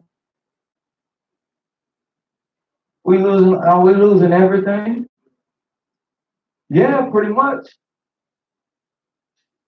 This segues into the greater question we're gonna talk about later on. We're talking about how to treat your woman. Huh? You wonder why all them people was at that funeral? Well, one of the greatest songs that woman could ever sing was a little R-E-S-P-E, Better get it right. P-E-C-T, not P-I-C-T. What? No wonder you can't give it. You can't spell it, you can't give it. Huh? But that became that's one of her tops. You say that word, people associate that. That was one of her tops. It became the anthem of movements. Respect. And like she said, I didn't make it to become an anthem for the women movement or this movement. I made it because everybody, man or woman, young or old, black or white, everybody deserves respect. You might not love me, but you sure enough can at least respect me. Right? You might not agree with me, but you sure enough can at least respect me. We can respectfully disagree. That's right. Hallelujah. But show me some respect.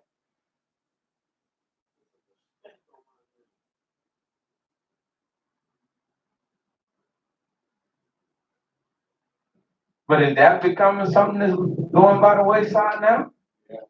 Yeah. That's why the world is like it is. I say you won't see that in the Torah. You must respect. But that's a quality. Remember the other week we talked about qualities. That's the quality.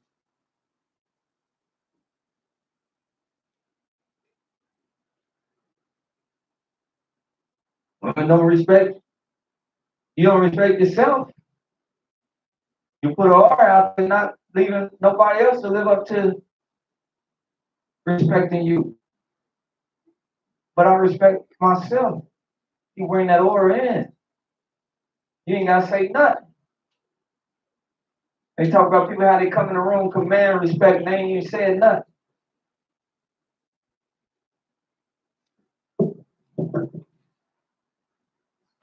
But that's how backwards we going. But I'm gonna teach mine respect. Hallelujah. Because I give it. And it starts at home. That's right. You see what she did to that young man? Every good thing that they did at the house, her actions was trying to cancel that out. Because he's confused now. I was taught to respect myself. And now they don't receive it. He's confused. Yeah. Very much. Because some simple-minded person who ain't been used to getting respected, that's probably what it is, can't receive it.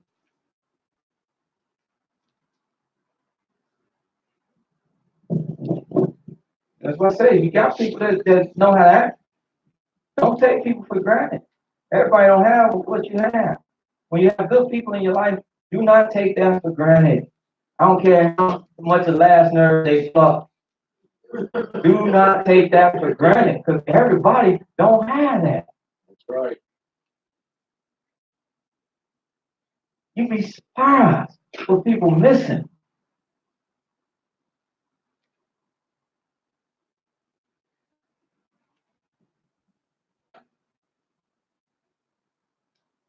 And teach it. Teach it and pass it on. Make it known to the son. He said, especially the day that thou stood before Yahweh in Horeb, when Yahweh said unto me, gather me the people together, and I will make them to hear my words, that they may learn to fear me all the day that they shall live upon the earth, and that they may teach their children the what? The fear of Elohim. Hallelujah. But we know that's gone. That's right. I think so. What fear? People don't serve their deities with fear. They taught not to fear them. But as I was taught, fear, and it's the truth, fear is a motivational factor. Yes, it is. Fear. It's even greater motivation than love. Yes, sir. Fear. You fear that woman leaving you, that's what's going to get you in line. Whatever the fear is, you're going to do just like, just put me out. I can't do that. But you take that stigma of fear away, I got somewhere else to go. She'll cut up on you. He'll cut up on you. I got somewhere else to go. You can't get me with that. But fear. All right. I get half of what you calm down. That fear, you know what the pocket like, huh? She get it too. But if that don't touch, he cut up. It ain't love. You got, but it's fear. Fear is a motivating factor. Huh? You know you're supposed to pay that bill. Huh? But you put it off. Till that man ride by and you walk up on your doorstep and be like, what's that yellow note on my door? He said, you got 7 days. But we cutting everything off. Now you kicking overdrive, baby. Overtime and every time and have everything else. Make that money so that don't get cut off. That fear kick in. Up until then, you just shucking and jiving. Yeah, y'all looking at me like, but y'all know I'm telling the truth. Huh? Check engine light been on for 2 years now. I get checked tomorrow. And one day you riding down the highway, that smoke start. I gotta get you whipping. I find out what a whip. You whipping there. Hey, can y'all check it? You Tom. You can pray look. Start shaking. Make them think you just done lost it. That's what they should feel. They done lost it. They gonna kill me. You right. See that word? Huh? See, this is us. I'm telling you, Israel. This is what they don't know. That's why I say you can't listen. This is what they don't know. They be trying to tell you about tenderness and love. Yeah, we do that. We do that. But oh, sit down. Come out. Hey, you do that with a black child. Time out. You give him more time to run stuff through his head. What are you gonna do? I'll wait till I get up. I left someplace untouched. I'm gonna go and tear that up. No, ain't no time out. Grandma, you saw things coming at you. Shoes, books, Glass, whatever. something, belt. Then you want to say, what's the next thing? Fear. Tempered with love. But there has to be fear. There's fear with them. The Almighty don't just love us. He got to put fear in us. That's why we be catching hell sometimes. And you got the fear. What is he gonna do to me? I know he loves, but what is he gonna do to me? That's why he says, teach them that they may learn. He didn't say learn the love of me. He said that they may learn the fear of me all the days that they live upon the earth, and that they teach it to their children. He will get you. What? Yeah. God, yes. I'm his instrument right now as I'm whooping you.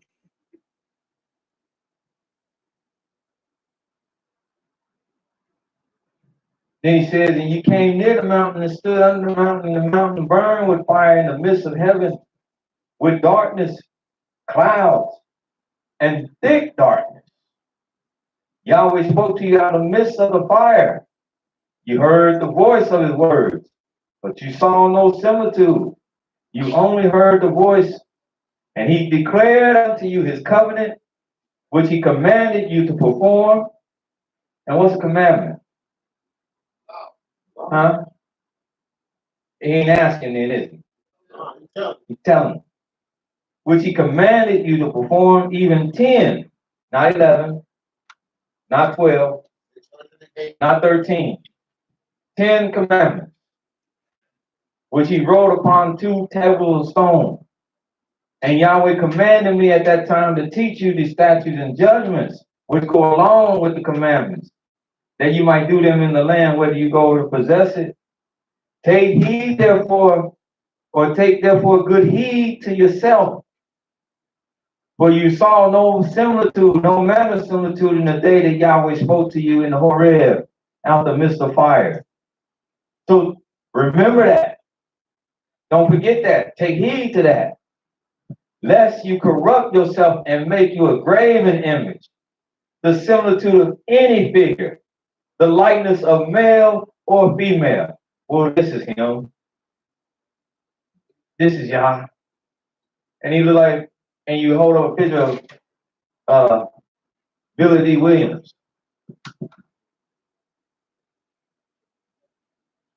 Somebody go and grab a picture of Wesley Snipes. This is Yahweh. And make it an image that you fall down to it. Because he said you didn't see that. You didn't see nothing about him. To start making images of him where you have men driven to worship him. He didn't want you to see that. He didn't want you, this verse 17, he didn't want you to see any beasts on the earth. The likeness of any winged thing that flies in the air. So there was nothing going on except darkness and fire. Darkness and fire. Say it one more last time. Darkness and real bad fire. Which if somebody puts you out today, you're going to be awestruck. Darkness and fire. The likeness of anything that creep on the ground. The Almighty was so determined not to give you anything, you didn't even see no spiders, roaches. Nothing that creep on the ground. No fish in the waters beneath the earth. And he even blotted out this. He even blotted out the sun and the moon. This, when our eyes lift up unto heaven, and you see the sun and the moon and the stars and all the hosts of heaven, and should be driven to worship him, serve him, whom Yahweh, look at this brother, Elder Vern, whom Yahweh, the sun, the moon, the stars, even all the hosts of the heaven, you should be driven to worship them and serve them, whom Yahweh have divided unto what? All nations. All nations under what? The whole heaven. So yes, it's in one place, but we can see it all over the world. Wherever you are. But this will make it laughable about people when they talk about you worshiping the moon and the sun. And they don't even say that because they say you worshiping the moon. They use for like everything else. But you can go beyond the point. Yeah. Stars can't tell you what to do.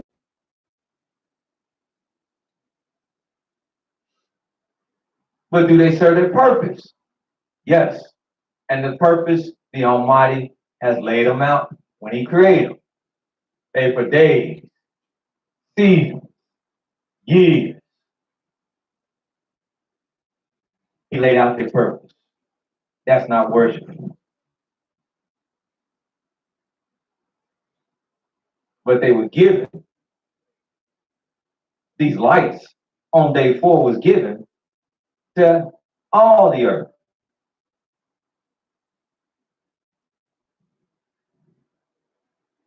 That's why it says in Psalms 19. Hallelujah.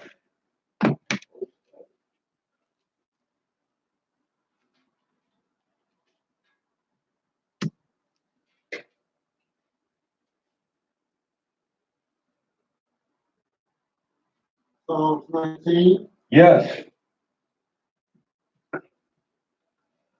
verse 1. 1 through 6. Hallelujah. The heavens declare the glory of Elohim. What does the heavens do? Declare the glory of Elohim. And when does the heavens do this? All the time. All the time. That's right, brother. That's right. That's what I was looking for. The heavens declare the glory of Elohim day and night, all the time. Winter and summer. Harvest time and seed time. The heavens declare Yahweh's glory. And the firmament showeth his handiwork. The firmament showeth his handiwork. Rakia, it shows his handiwork. Day unto day uttereth speech. I can also say what? I want to see who catch this.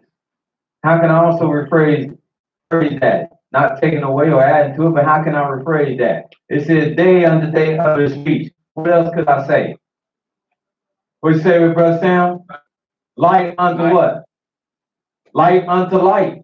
Because that's what it was called. It's called light. Yeah. I could say light unto light, other speech. And night unto night showeth knowledge. Or I could say darkness unto darkness, because that's what darkness was called, night. Hallelujah. There is no speech nor language where their voice is not heard. Now, what does that mean to you, Brother Vernon? That verse right there. There's no speech, nor language, where their voice is not heard. What is that telling us? That's right. Because I don't care where you live at. You know day and you know night. Hallelujah. All over the globe. Go ahead. Their line is gone out through all the earth, Going out through all the earth. and their words to the end of the world. In them hath he set a tabernacle for the sun, which is as a bridegroom coming out of his chamber, and rejoices as a strong man to run a race. His going forth It's going forth now. is from the end of the heaven, It's from the end of the heavens. and his circuit His circuit. unto the ends of it. Yes. And there is nothing hid from the heat thereof. As it passes over the sun, it scorches everything in its path. From its rising to its setting. It gives heat to everything in its path. Verse 7. The law of Yahweh is perfect. Because the law of Yah is perfect. Not only the Torah that he gave man, the Torah, the universal law. The universal law that make everything move in the universe. Universal law, the universal law of Yah is perfect.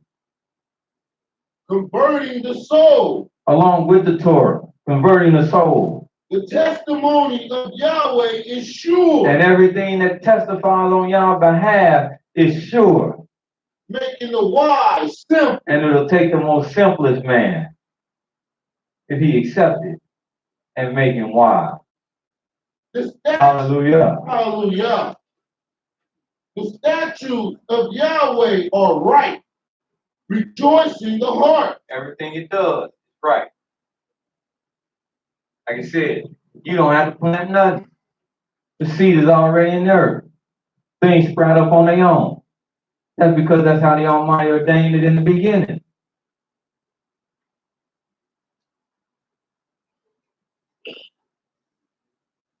There's wild barley. Yeah. There's wild oaks. Everything has something that's a derivative. They call it wild. They call it wild because it's untamed. It wasn't produced or put down by man's hand. And that was so because that was in the earth. Then man learned the art of agriculture from the Creator, which is to take this thing that was wild, harvest the seed, plant the seed, and bring it back forth again where it's in a more attainable environment. But if you plant that grapevine and you don't tend to it, guess what it is? It returned back to being wild. It returned back to its original nature.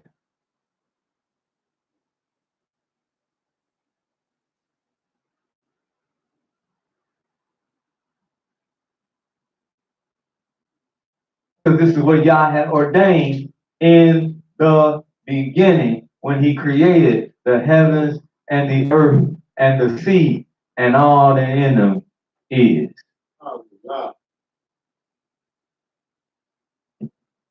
Nothing has stopped doing what it was formed to do, except for his greatest creation, and that's man.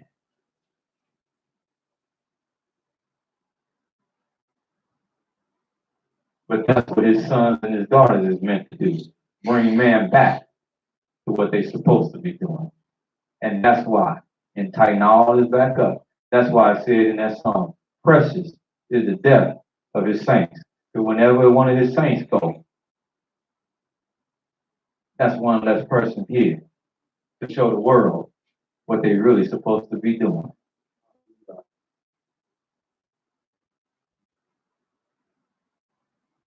So I don't want it. But if they want to talk, if they in righteousness, they want to make a big deal, they should. Especially, like I said, especially a person of the Most High.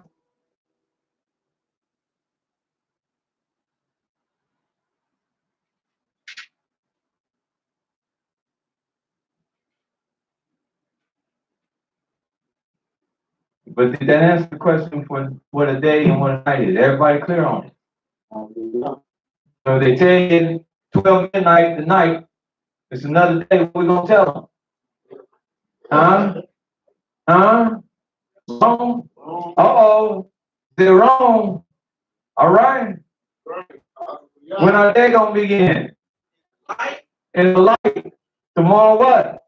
Morning. Right? Huh? So they come to us at our class tonight and say, it's the beginning of a new day. We gonna tell them what? They're wrong. Huh? Oh, now we cooking with olive oil. We know what a day and a night is. You're more advanced than a lot of people.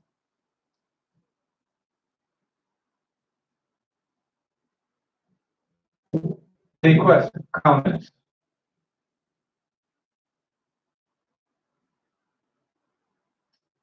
You want me to tackle this next one real quick? And of course, you know, ain't no such thing as real quick with me. Number 5. No, not number 5. Sorry, number 6. What is a Hebrew and how do you know? We're going to take our break. Tackle that real quick. We will try to do a condensed version. Y'all stop it. Let's go to, Unless you want to use that to segue into everything else. well, it will segue, but I'm trying to hold that off. You trying to rest on me. I told you to slow down. Okay. You trying to get us there. I'm trying to put the brakes on. Now, let's go to Genesis. Hallelujah.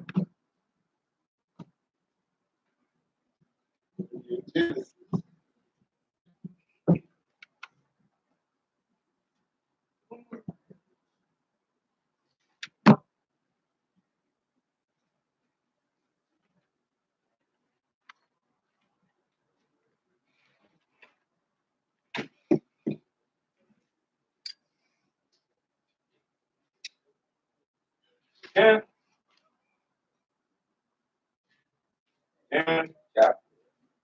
Genesis chapter 10.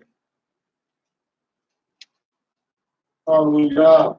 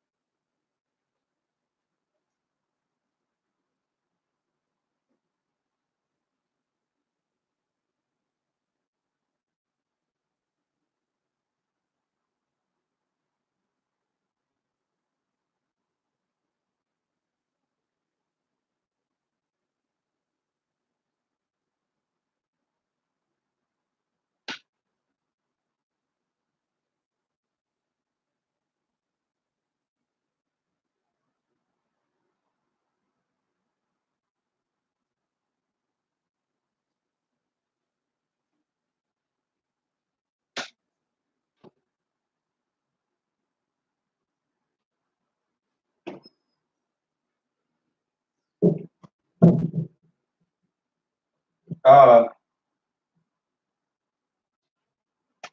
yes, sir. Let's go to 10 and let's start 1. One, Please. yeah. Genesis chapter 10, verse 1. Now these are the generations of the sons of Noah, Shem, Ham, and Japheth. And unto them were sons born after the flood. The sons of Japheth, Gomer, Magog, and Median, and Madea, and Yavan, and Tubal, and Meshach, and Tyrus. And the sons of Gomer, Ashkenaz, and Raphath, and Togarmah. The sons of Yavon, Elisha, Tarshish, Kittim, and Dadanim. By these were the isles of the Gentiles divided into their land, every one after his tongue, after their family, in their nations. And the sons of Ham, Cush, and Mizraim, Put, and Canaan. And the sons of Cush, Seba, and Havilah, and Sapta, and Ramah, and Ra'amah, and Sapteksha. And the sons of Ramah, Sheba, and Dedan. And Cush begot Nimrod. He began to be a mighty one in the earth. He was a mighty hunter before Yahweh.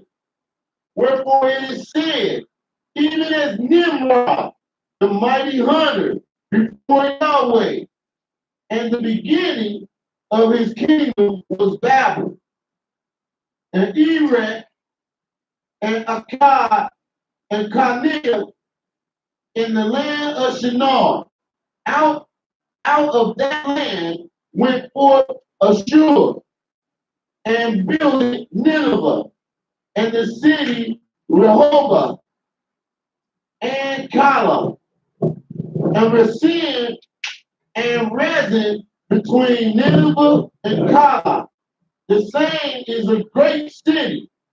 And Mizraim begot Ludim, and Anamim, and Lahabim, and Naphatuhim, and Bathrusim, and Kaslahim, out of whom came Philistine, and Torim, and Canaan begot Saddam, his firstborn, and Heth, and the Jebusites, and the Amorites, and the Girgazites, and the Hivites, and the Archites, and the Sinites, and the Arvites, and the Zemarites, and the Hamathites.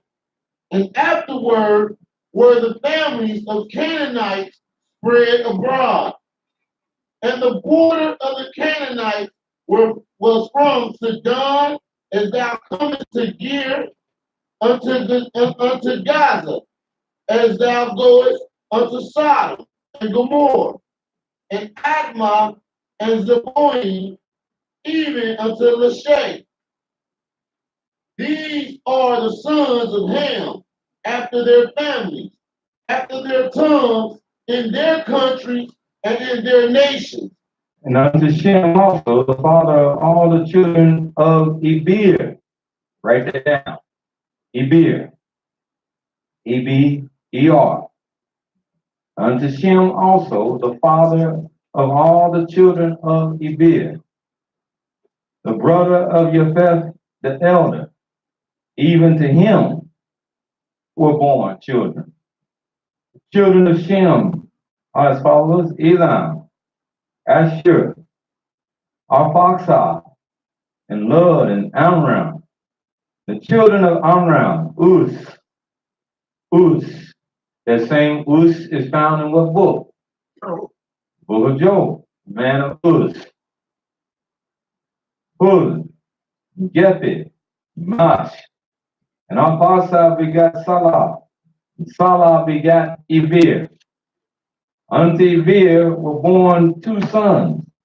The name of one was Peleg. In his day was the earth divided. And his brother's name was Yoktan. And Yoktan begat Almadad, and Sheleth, and Hazamareth, and Yirah, and Hadaram, Uzal, Digla, and Obal, Abimael, Shiva, Ophir, Havilah, Yobal. All these were the sons of Yoktan. And their dwelling was from Meshach, as thou goest unto Shirah, on a mount of the east. These are the sons of Shem, after their families, after their tongues, in their lands, after their nations. These are the families of the sons of Noah, after their generations, in their nations. By these were the nations divided in the earth after the flood. These are just some nations. You see how vast this is? Yeah. Now you can see why man years later would want to just quantify everything and just say black, white, brown, red, yellow. You just start giving out colors. Because this is a lot to get to know people about what they really are. Every white man, he white, but every white man ain't the same. There's Germans, there's French, there's Italians, there's Russians. You see what I'm saying? And that's how they should be noted. Just like every Asian. That's a big thing. Go up to a Chinese man and call him Japanese to see what he do to you. Or what he say to you. Go up to a Japanese man and call him Vietnamese and see what he say to you. Call him Korean. That's right. Woo! Get them mixed up and see what they say to you.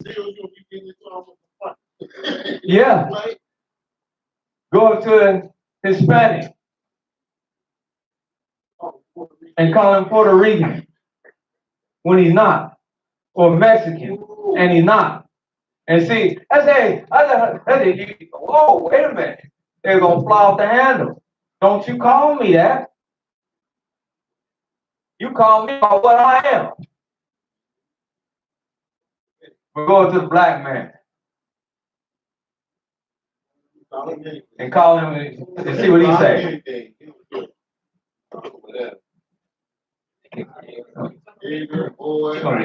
Oh.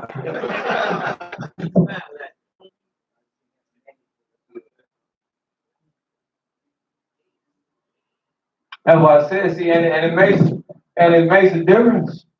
Like I asked the class a few months ago, and I want y'all to do this. Because if I'm wrong, see, I don't want to be saying, and I won't be proven wrong. I want you to come back to me, because this should be a sign. Out of the many people that's been involved in questionable police shootings and murders, I want you to come back to me with how many of them have had names, such as Aquanate, or something from the continental African continent, Abu Bua. How many of them have them names versus how many of them have names like Smith, Thomas, Brown, Black, Bland, Johnstone, How many of them have? Because that's what they say. See, even our people, that was black people. Yeah, we all black, but we all ain't catching the same thing. Right. You could talk to me if the same thing unproportionately was happening to them. But one day the Almighty sat me down and said, look at this. Look at the names that you can run out. Look at their lineage. They ain't out of synagogue. They ain't out of Mauritania. They ain't out of Ghana. They ain't out of the Congo. They from Detroit. They from Alabama. They from North Carolina. They from Seattle, Washington. They from Georgia.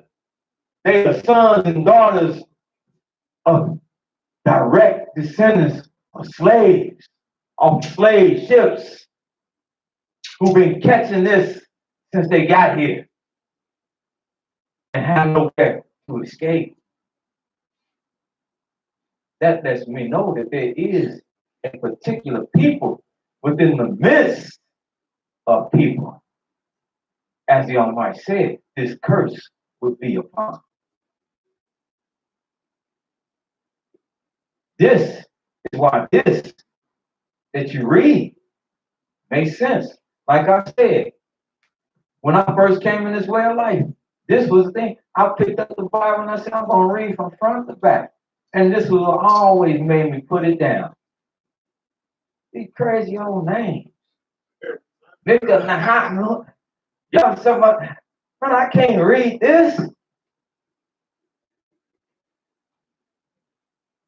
I was like, now I see why people, I'm like, we are now. It's some English name we can't pronounce. But then, once I ran into the brother and he gave, man, I started reasoning through this. Because this was me. It related to, I found out this was me. This is me.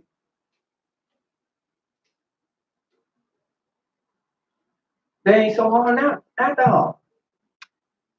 We found out what? Ichabod. We found out what? We found out that's a name of our people. Yeah. The glory of Yah has departed. That's what that meant. Ichabod. We didn't know that we were Ichabod. Ichabod. But that's Hebrew. We just thought it was DuckTales or something. Disney Channel. Name we scorn, but we won't make up names. Crazy name. Mercedes, Alizé, Dijonay, Pavuse, Williams. What the hell? What is all this? I named after my car that I want. I named after my perfume that I wear. I named after. You won't make fun of somebody. Stop it. What's your name? Tom Kru Tran Chung Lee. What? Ain't nobody Asian in your family, boy. I'm named after Bruce Lee. All right, okay. That's my daddy's favorite kung fu person. What is this? Come on now. So read this. I had you read that for a reason. I know y'all saying, what are we reading all this for? Because on our own we don't. Y'all ain't got to even verify. I know on your own, you don't. These are chapters you just grand right over. You shouldn't eat no pork, but that's who I said, oh, that's in there. Yeah, y'all know me, because I was there. Let's go, chapter 11, because we're going to continue. Let's go. See, y'all, that's why you're clapping and laughing. Y'all know I'm telling the truth. Let's go. Hallelujah. But this is important because when you understand this, then you're going to understand things like who is a Hebrew? What is a Hebrew? Remember it said line upon line, line upon line? You got to come, you got to get it. Then you're going to know. That's why we're doing this. Go ahead. Genesis chapter 11, verse 1. And the whole earth was of one language and of one speech. And it came to pass, as they journeyed from the east, that they found a plain in the land of Shinar. Yeah, so I don't doubt that the predominant sound at one time, because that's what even people coin, Aleph, it was probably a dominant sound, given that even scriptures say the whole earth was of one language and one speech. So it was that probably was a dominant sound, like it is in languages even today. Because as I study today, even in all language, the sound is a prevalent sound. Yeah. So I don't doubt that. But that ain't the mean and take that's the only sound. And everything was Stop it. Stop it. Let's go. That they found a plain in the land of Shinar, and they dwelt there. And they said one to another, go to, let us make brick and burn them thoroughly. Now because before you go any further, one thing I have seen and been verified, every language has a name, has the ability to bring over the word seven. Sabbath. 7 days. Every language. And it was almost synonymous. Go ahead. And they said one to another, go to, let us make brick and burn them thoroughly. And they had brick for stone, and slime had they for mortar. And they said, go to, let us build us a city and a tower, whose top may reach unto the heavens. See, now the Almighty, see, the book comes alive. This is the time period in history where man moves from just having tents, and he now discovers with fire. With fire, he now discovers that he could take clay and burn it and make it into brick.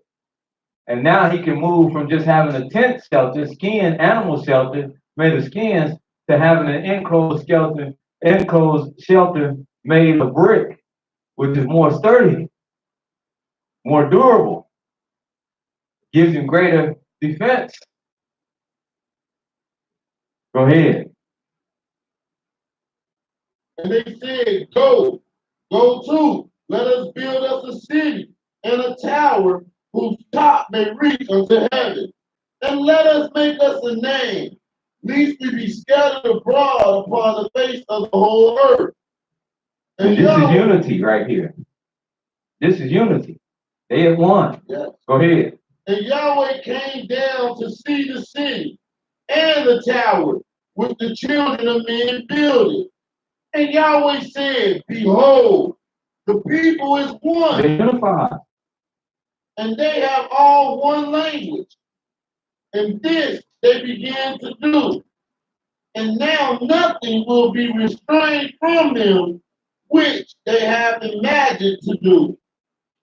Go to, let us go down, and there confound their language, that they may not understand one another's speech. So is the Almighty always seeking unity? No. Huh? Huh? Is he always seeking unity, class? No. Huh? Not when it's not of him. That's right. Not when it's not to glorify him. Not when it's not to uplift him. Because as they say, we want to go and do this as one that we may have a name. That we may become established. But it wasn't because they sought to uplift Yah. is because they sought to challenge the Most High. Take your hand down. You.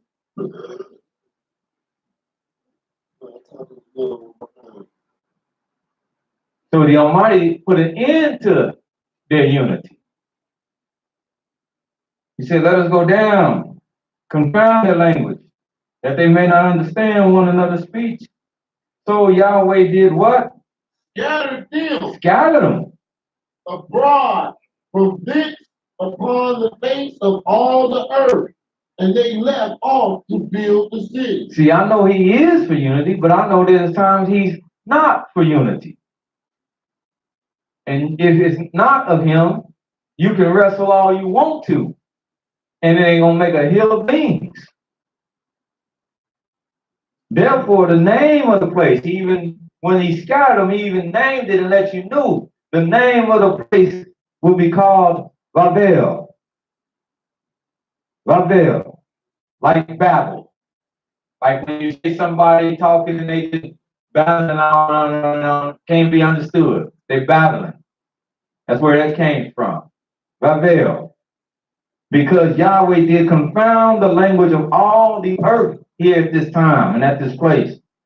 And from thence did Yahweh scatter them abroad upon all the face of the earth. One day where they speak and they can understand each other, the next day they looking and bumping into each other. Nahor and Haran. So Terah had how many sons? Three. Three. Abram, Nahor, and Terah and Haran. Now these are the generations of Terah. Terah begat Abram, Nahor, and Haran. And Haran begat Lot. And Haran died before his father Terah in the land of his nativity in Ur of the Chaldees. Abram and Nahor took them wives. The name of Abram's wife was Sarah, and the name of Nahor's wife was Milcah, the daughter of Haran, the father of Milcah, the father of Ishkar. But Sarah was barren. She had no child. And Terah took Abram his son, and Lot, the son of Haran, his son's son, and Sarah, his daughter-in-law, his son Abram's wife, and they went forth with them from Ur of Chaldees to go into the land of Canaan. And they came unto Haran and dwelt there. And the days of Terah were 205 years. Terah died in Haran. Now, that's the lineage. Hallelujah. That's the lineage. And so what is a Hebrew? A Hebrew is a descendant of Ebed.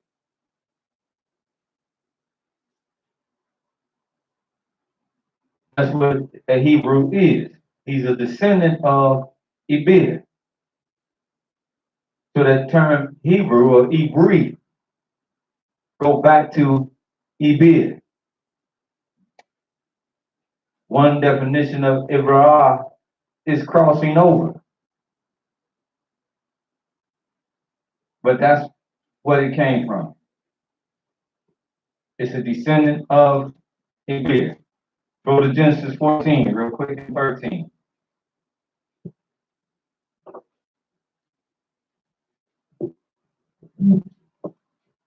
Genesis chapter 14, verse 13.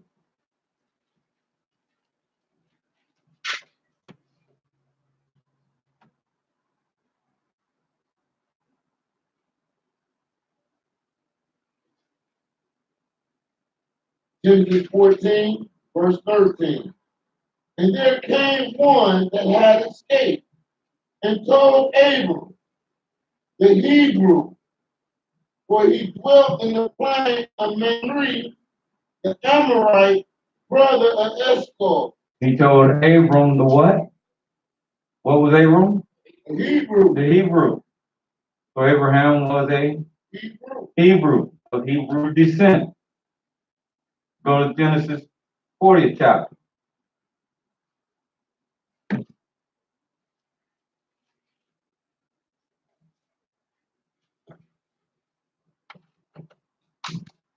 Genesis chapter 40, Verse 15. verse 15. For indeed I was stolen away out of the land of the Hebrews. I was stolen. Joseph said what? I was stolen away out of the land of where? Of the Hebrews. Of the Hebrews. And here also have I done nothing that they should put me into the dungeon. Chapter 41. Verse 12. And there was there with us a young man, a Hebrew servant to the captain of the guard. And we told him, and he interpreted to us our dream. To each man according to his dream, he did interpret. Genesis 43. Let's go there.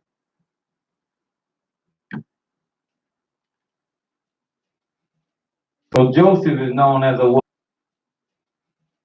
So Joseph is known as a what? Hebrew. He's the son of Jacob. So what would Jacob have been known as? Hebrew. And what was Isaac? A Hebrew. All right? Watch this. 43. Watch this. Hold on. What was Ishmael? A Hebrew. He was a Hebrew.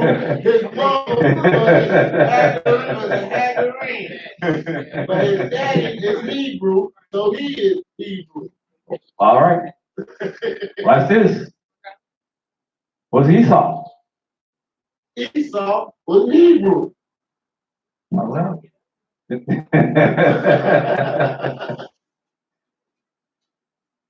See, so, and I ask that because it's vague. You say, what is a Hebrew?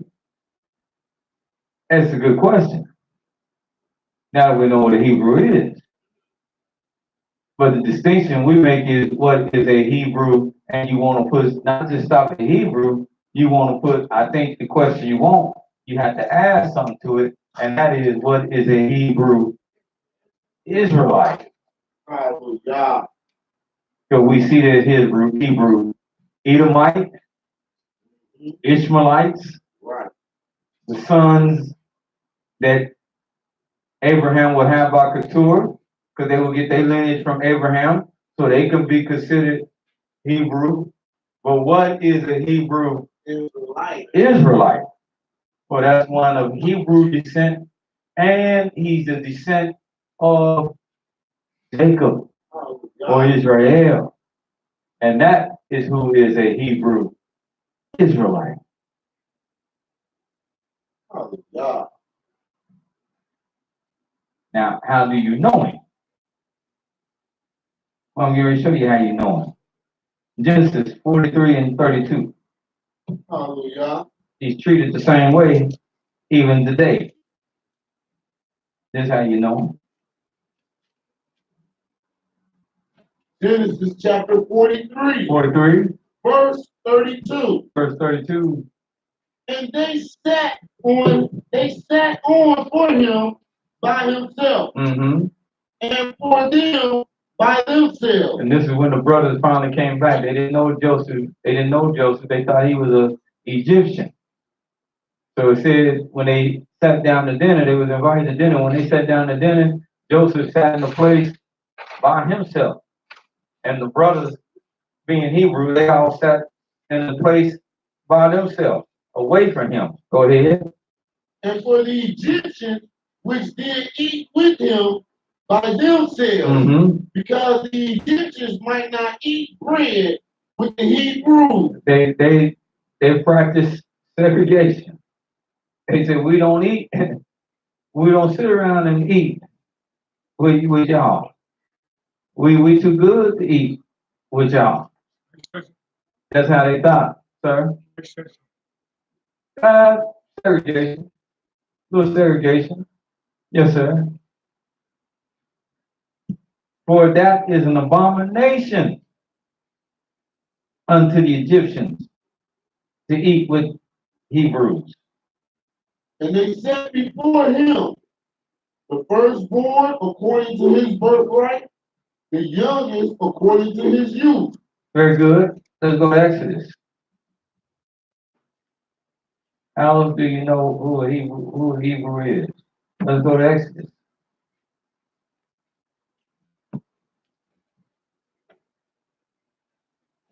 First chapter.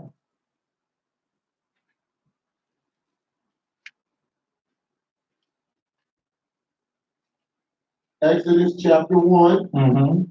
verse 1.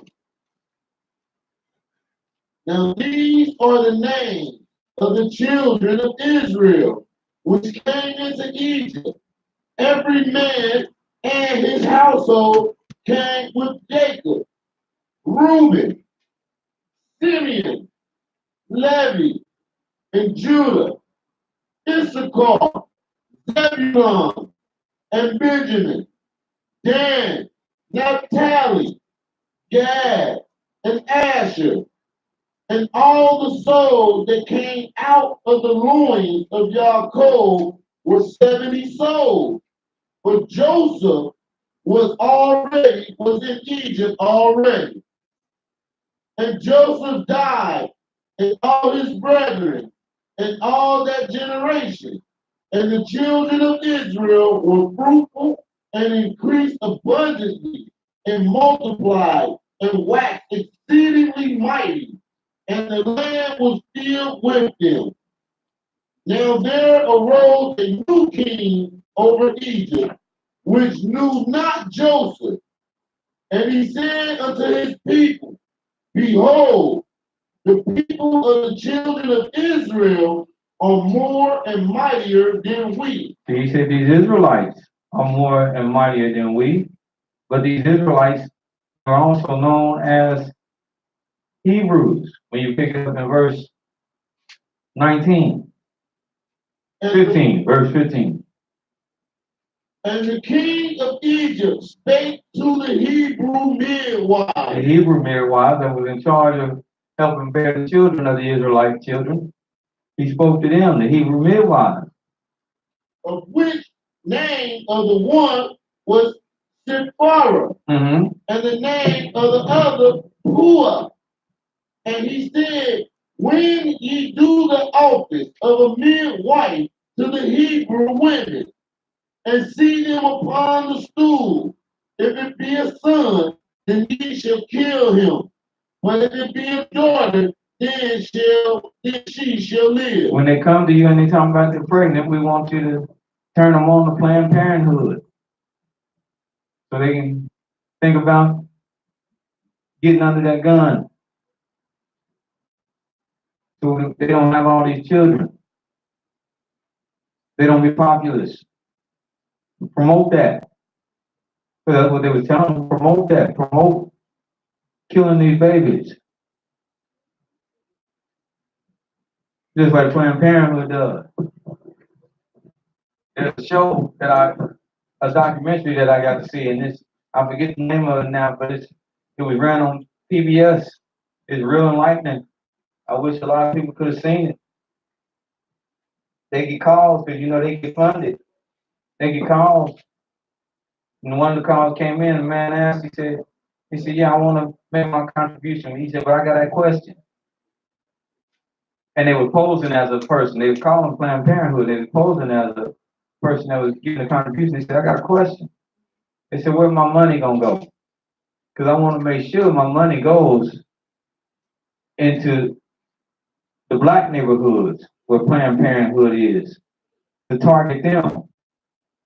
And the person that was speaking on behalf of the Planned Parenthood that he called, yeah, 100% of it goes directly towards that. They were reassuring them, yes, they pulled the tape out and started showing that, boy, you should have seen, it was like roaches when the lights come on. When they put that tape in front of all the executives, they would run all over the place. Nobody want to get in front of the camera then. This has been a movement of the wicked population control, eugenics movement. even back here. That's why it's always been an all-out assault against young black men. When you bear a young black man today, you better raise him up in the law of Yah, and you better keep it real with him. Cause he a target. He a target. They talking about what's wrong? Why they shooting him? He a target. The old black man, not so much. He old. They figure he done spent all the strength and energy. That young one. Get that young one. That's what they fear. They had a video that they made. Some of them subversive groups made a video after they done got done target practicing. And that's what they say. They said we practicing and we got practice and our targets. We got them for geared towards young kids, the young kids, because that's the threat. That's the threat. That's why they separate. That's why they have antics to separate young from the old, so that the young don't have proper guidance. Then you can have a free for all on them. But if you know, again, going back to what Scripture says, if you older and you know, then you got to grab them. You got to tame them. You can't let them be wild because they need proper guidance. Yeah. That energy they got, you don't want to zap it out on them, but you just want to guide it in the right manner. That's all. Let them have the energy. You just got to guide it. Because they fear him. They do fear him. For good reason.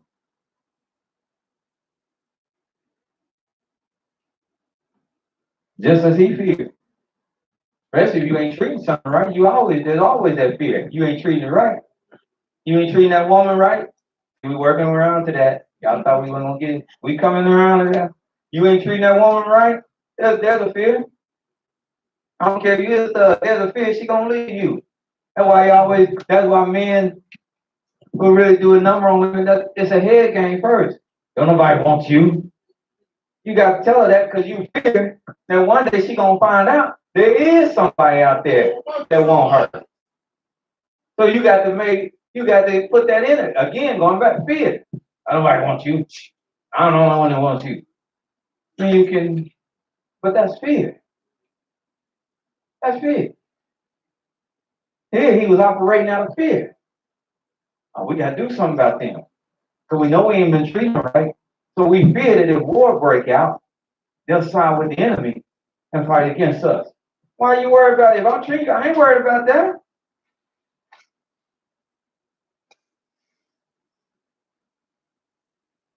They said, I feed that dog. I ain't worried about it. Ain't no one hand feed him.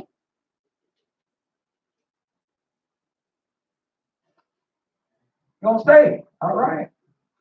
Now I'm beating him all over the place. I'm like, when the door opens, Chief. He just waiting on the crack. You can holler all day long. Come here, Vito. Vito gone, Jack. Down the street, running sideways. Not looking back. He gone. But this is because they know they wasn't doing right. And this is the wisdom of the book. Let me tell you something. As it was, so it is. They know they haven't treated you right in this modern day Egypt. They know they haven't treated you right for 400 years. And that's why they're working on fear. Because they think any chance you get, you're going to revolt. You're going to revolt. Because they know they ain't done you right. See, when I done you right, I don't care about you revolting anyway. You just free me up to go find somebody else to do right by. Get out of here. If you can leave, I'll free you. You be happy somewhere else. Good luck. When I know I treated you right. Right.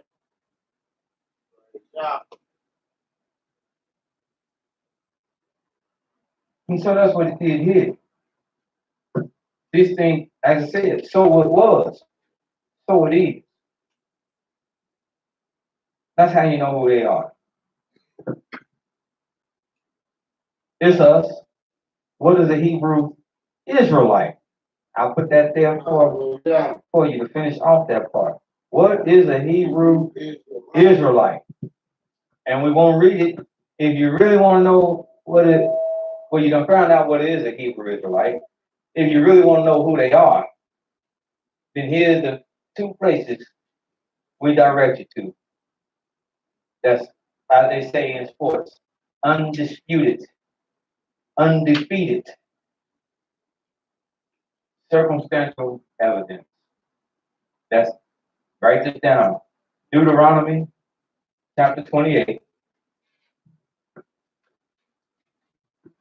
verses 15 to the end of the chapter 28. And let's see, that's going to tell you. And then the other companion to it is Leviticus chapter 26, whole chapter. Into censor. Because in the words of Lou Ross, you'll never find. It'll take you all lifetime.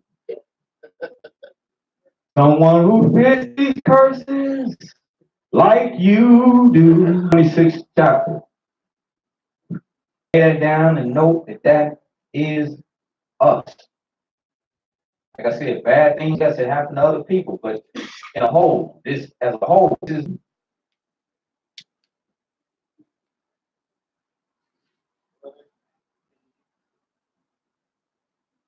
all these curses ain't befell, like they said, all these curses, it ain't befell them. It ain't befell but one people.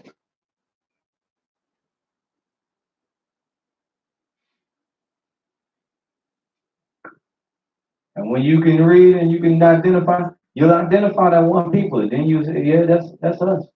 That be me.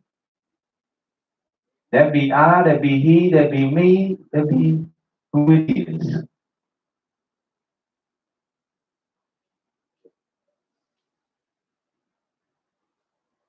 Any comment? Wow. To that. Quick comment.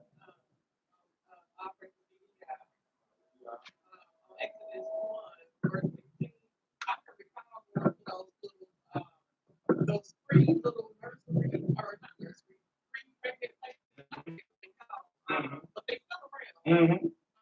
And the first thing they ask you when you get in there and take your test, practice they try to convert, well, can you take care of this child? Well, you can't take care of this child. Why would you bring this child to this world? I can remember all that negative vibe that they would give, and the whole time that I was over, like my checkup or whatnot, they would still continue on with that negativity. Yeah. I mean, it's crazy because they knew I was. Yeah. Yeah. And when you say that, even if they don't, because people nowadays people are ignorant. So people are there doing their job. So it's not as much as I said earlier. It's not as much as, and that's another thing I'm gonna teach on. If y'all want to inspire me one day. So people are ignorant. All people are ignorant. They're ignorant. People are doing stuff because it's a lot of it's jobs for them. It's a living. Hey, I gotta make a living. So it's a living. So every person ain't just set out hell bent on getting you. It's their job. But it's the system that knows who you are. It's the system that knows who you are because it's the system that's been set up since the day you were introduced. So it's the system that have to come down. Like I said earlier, don't always make things personal. Attack what need to be attacked. And when you attack the system, it's when you attack, when you just are talking and calling presidents this and calling presidents that and and you speaking like that, they like that. But when you start attacking the system, then you're gonna get they talk to you. what you know. Where you get that from?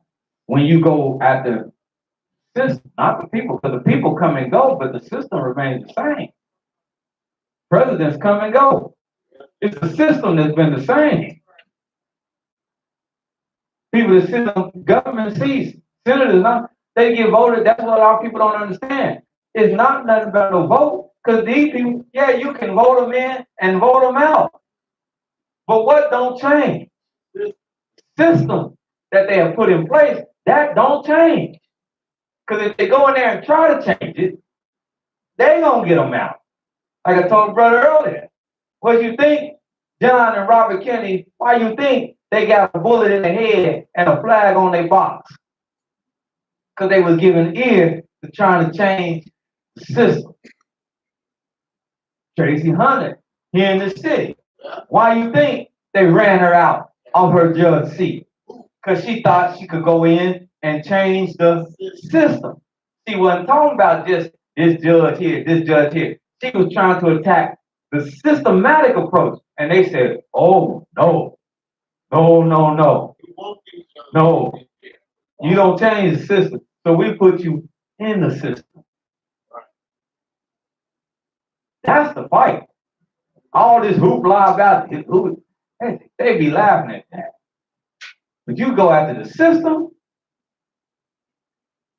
now you're a threat, an enemy of the state.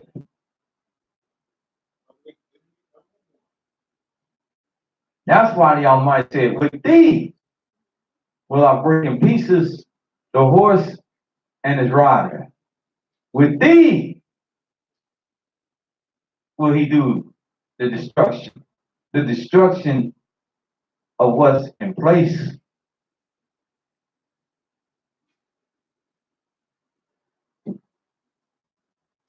So it ain't always just going in and out like, she trying to get me. She cheated me out of 50 cents. They're trying to take advantage of me. That girl don't know the business. She's just doing her thing. But it's the system that will tell them, we got to do this. You have to change. You working against the system. You working against the beast. You get ready to get into the belly of go into the belly of the beast. And the beast ain't gonna like you in his belly. So you better know what you're fighting against.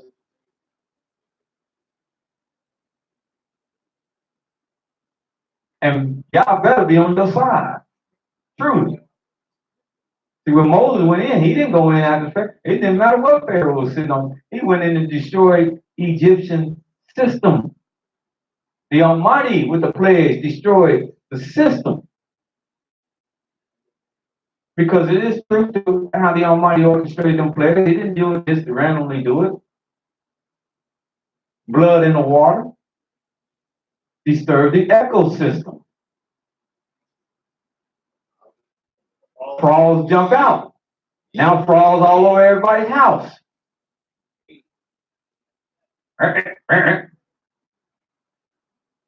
Now flies come, because now they out the water. They survive a couple of days, but guess what? Without water, what?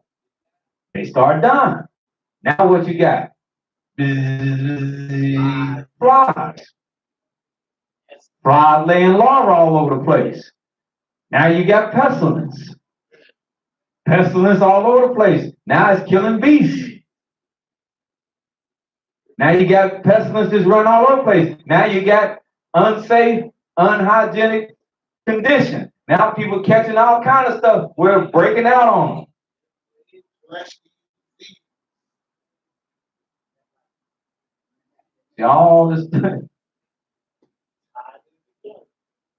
It's a tear down of the system. See, you as a man, you ain't gonna destroy America brick by brick. But the Almighty is systematically. Yes. A lot of earthquakes, fires, flooding, Trump tearing it down from within. Everybody talking, hey, I applaud him. You keep doing what what you're doing because he's tearing it down from within. It's been a crime syndicate. He's just the one now to expose the criminality of the United States government. So you let that man keep doing what he's doing.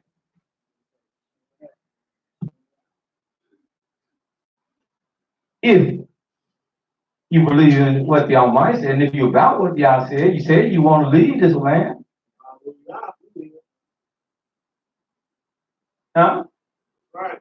Well, you can't fight, you can't cry once the match is struck and the house is on fire. It's on fire. What did they say at the party? Burn, baby. We don't need no water. Let it burn.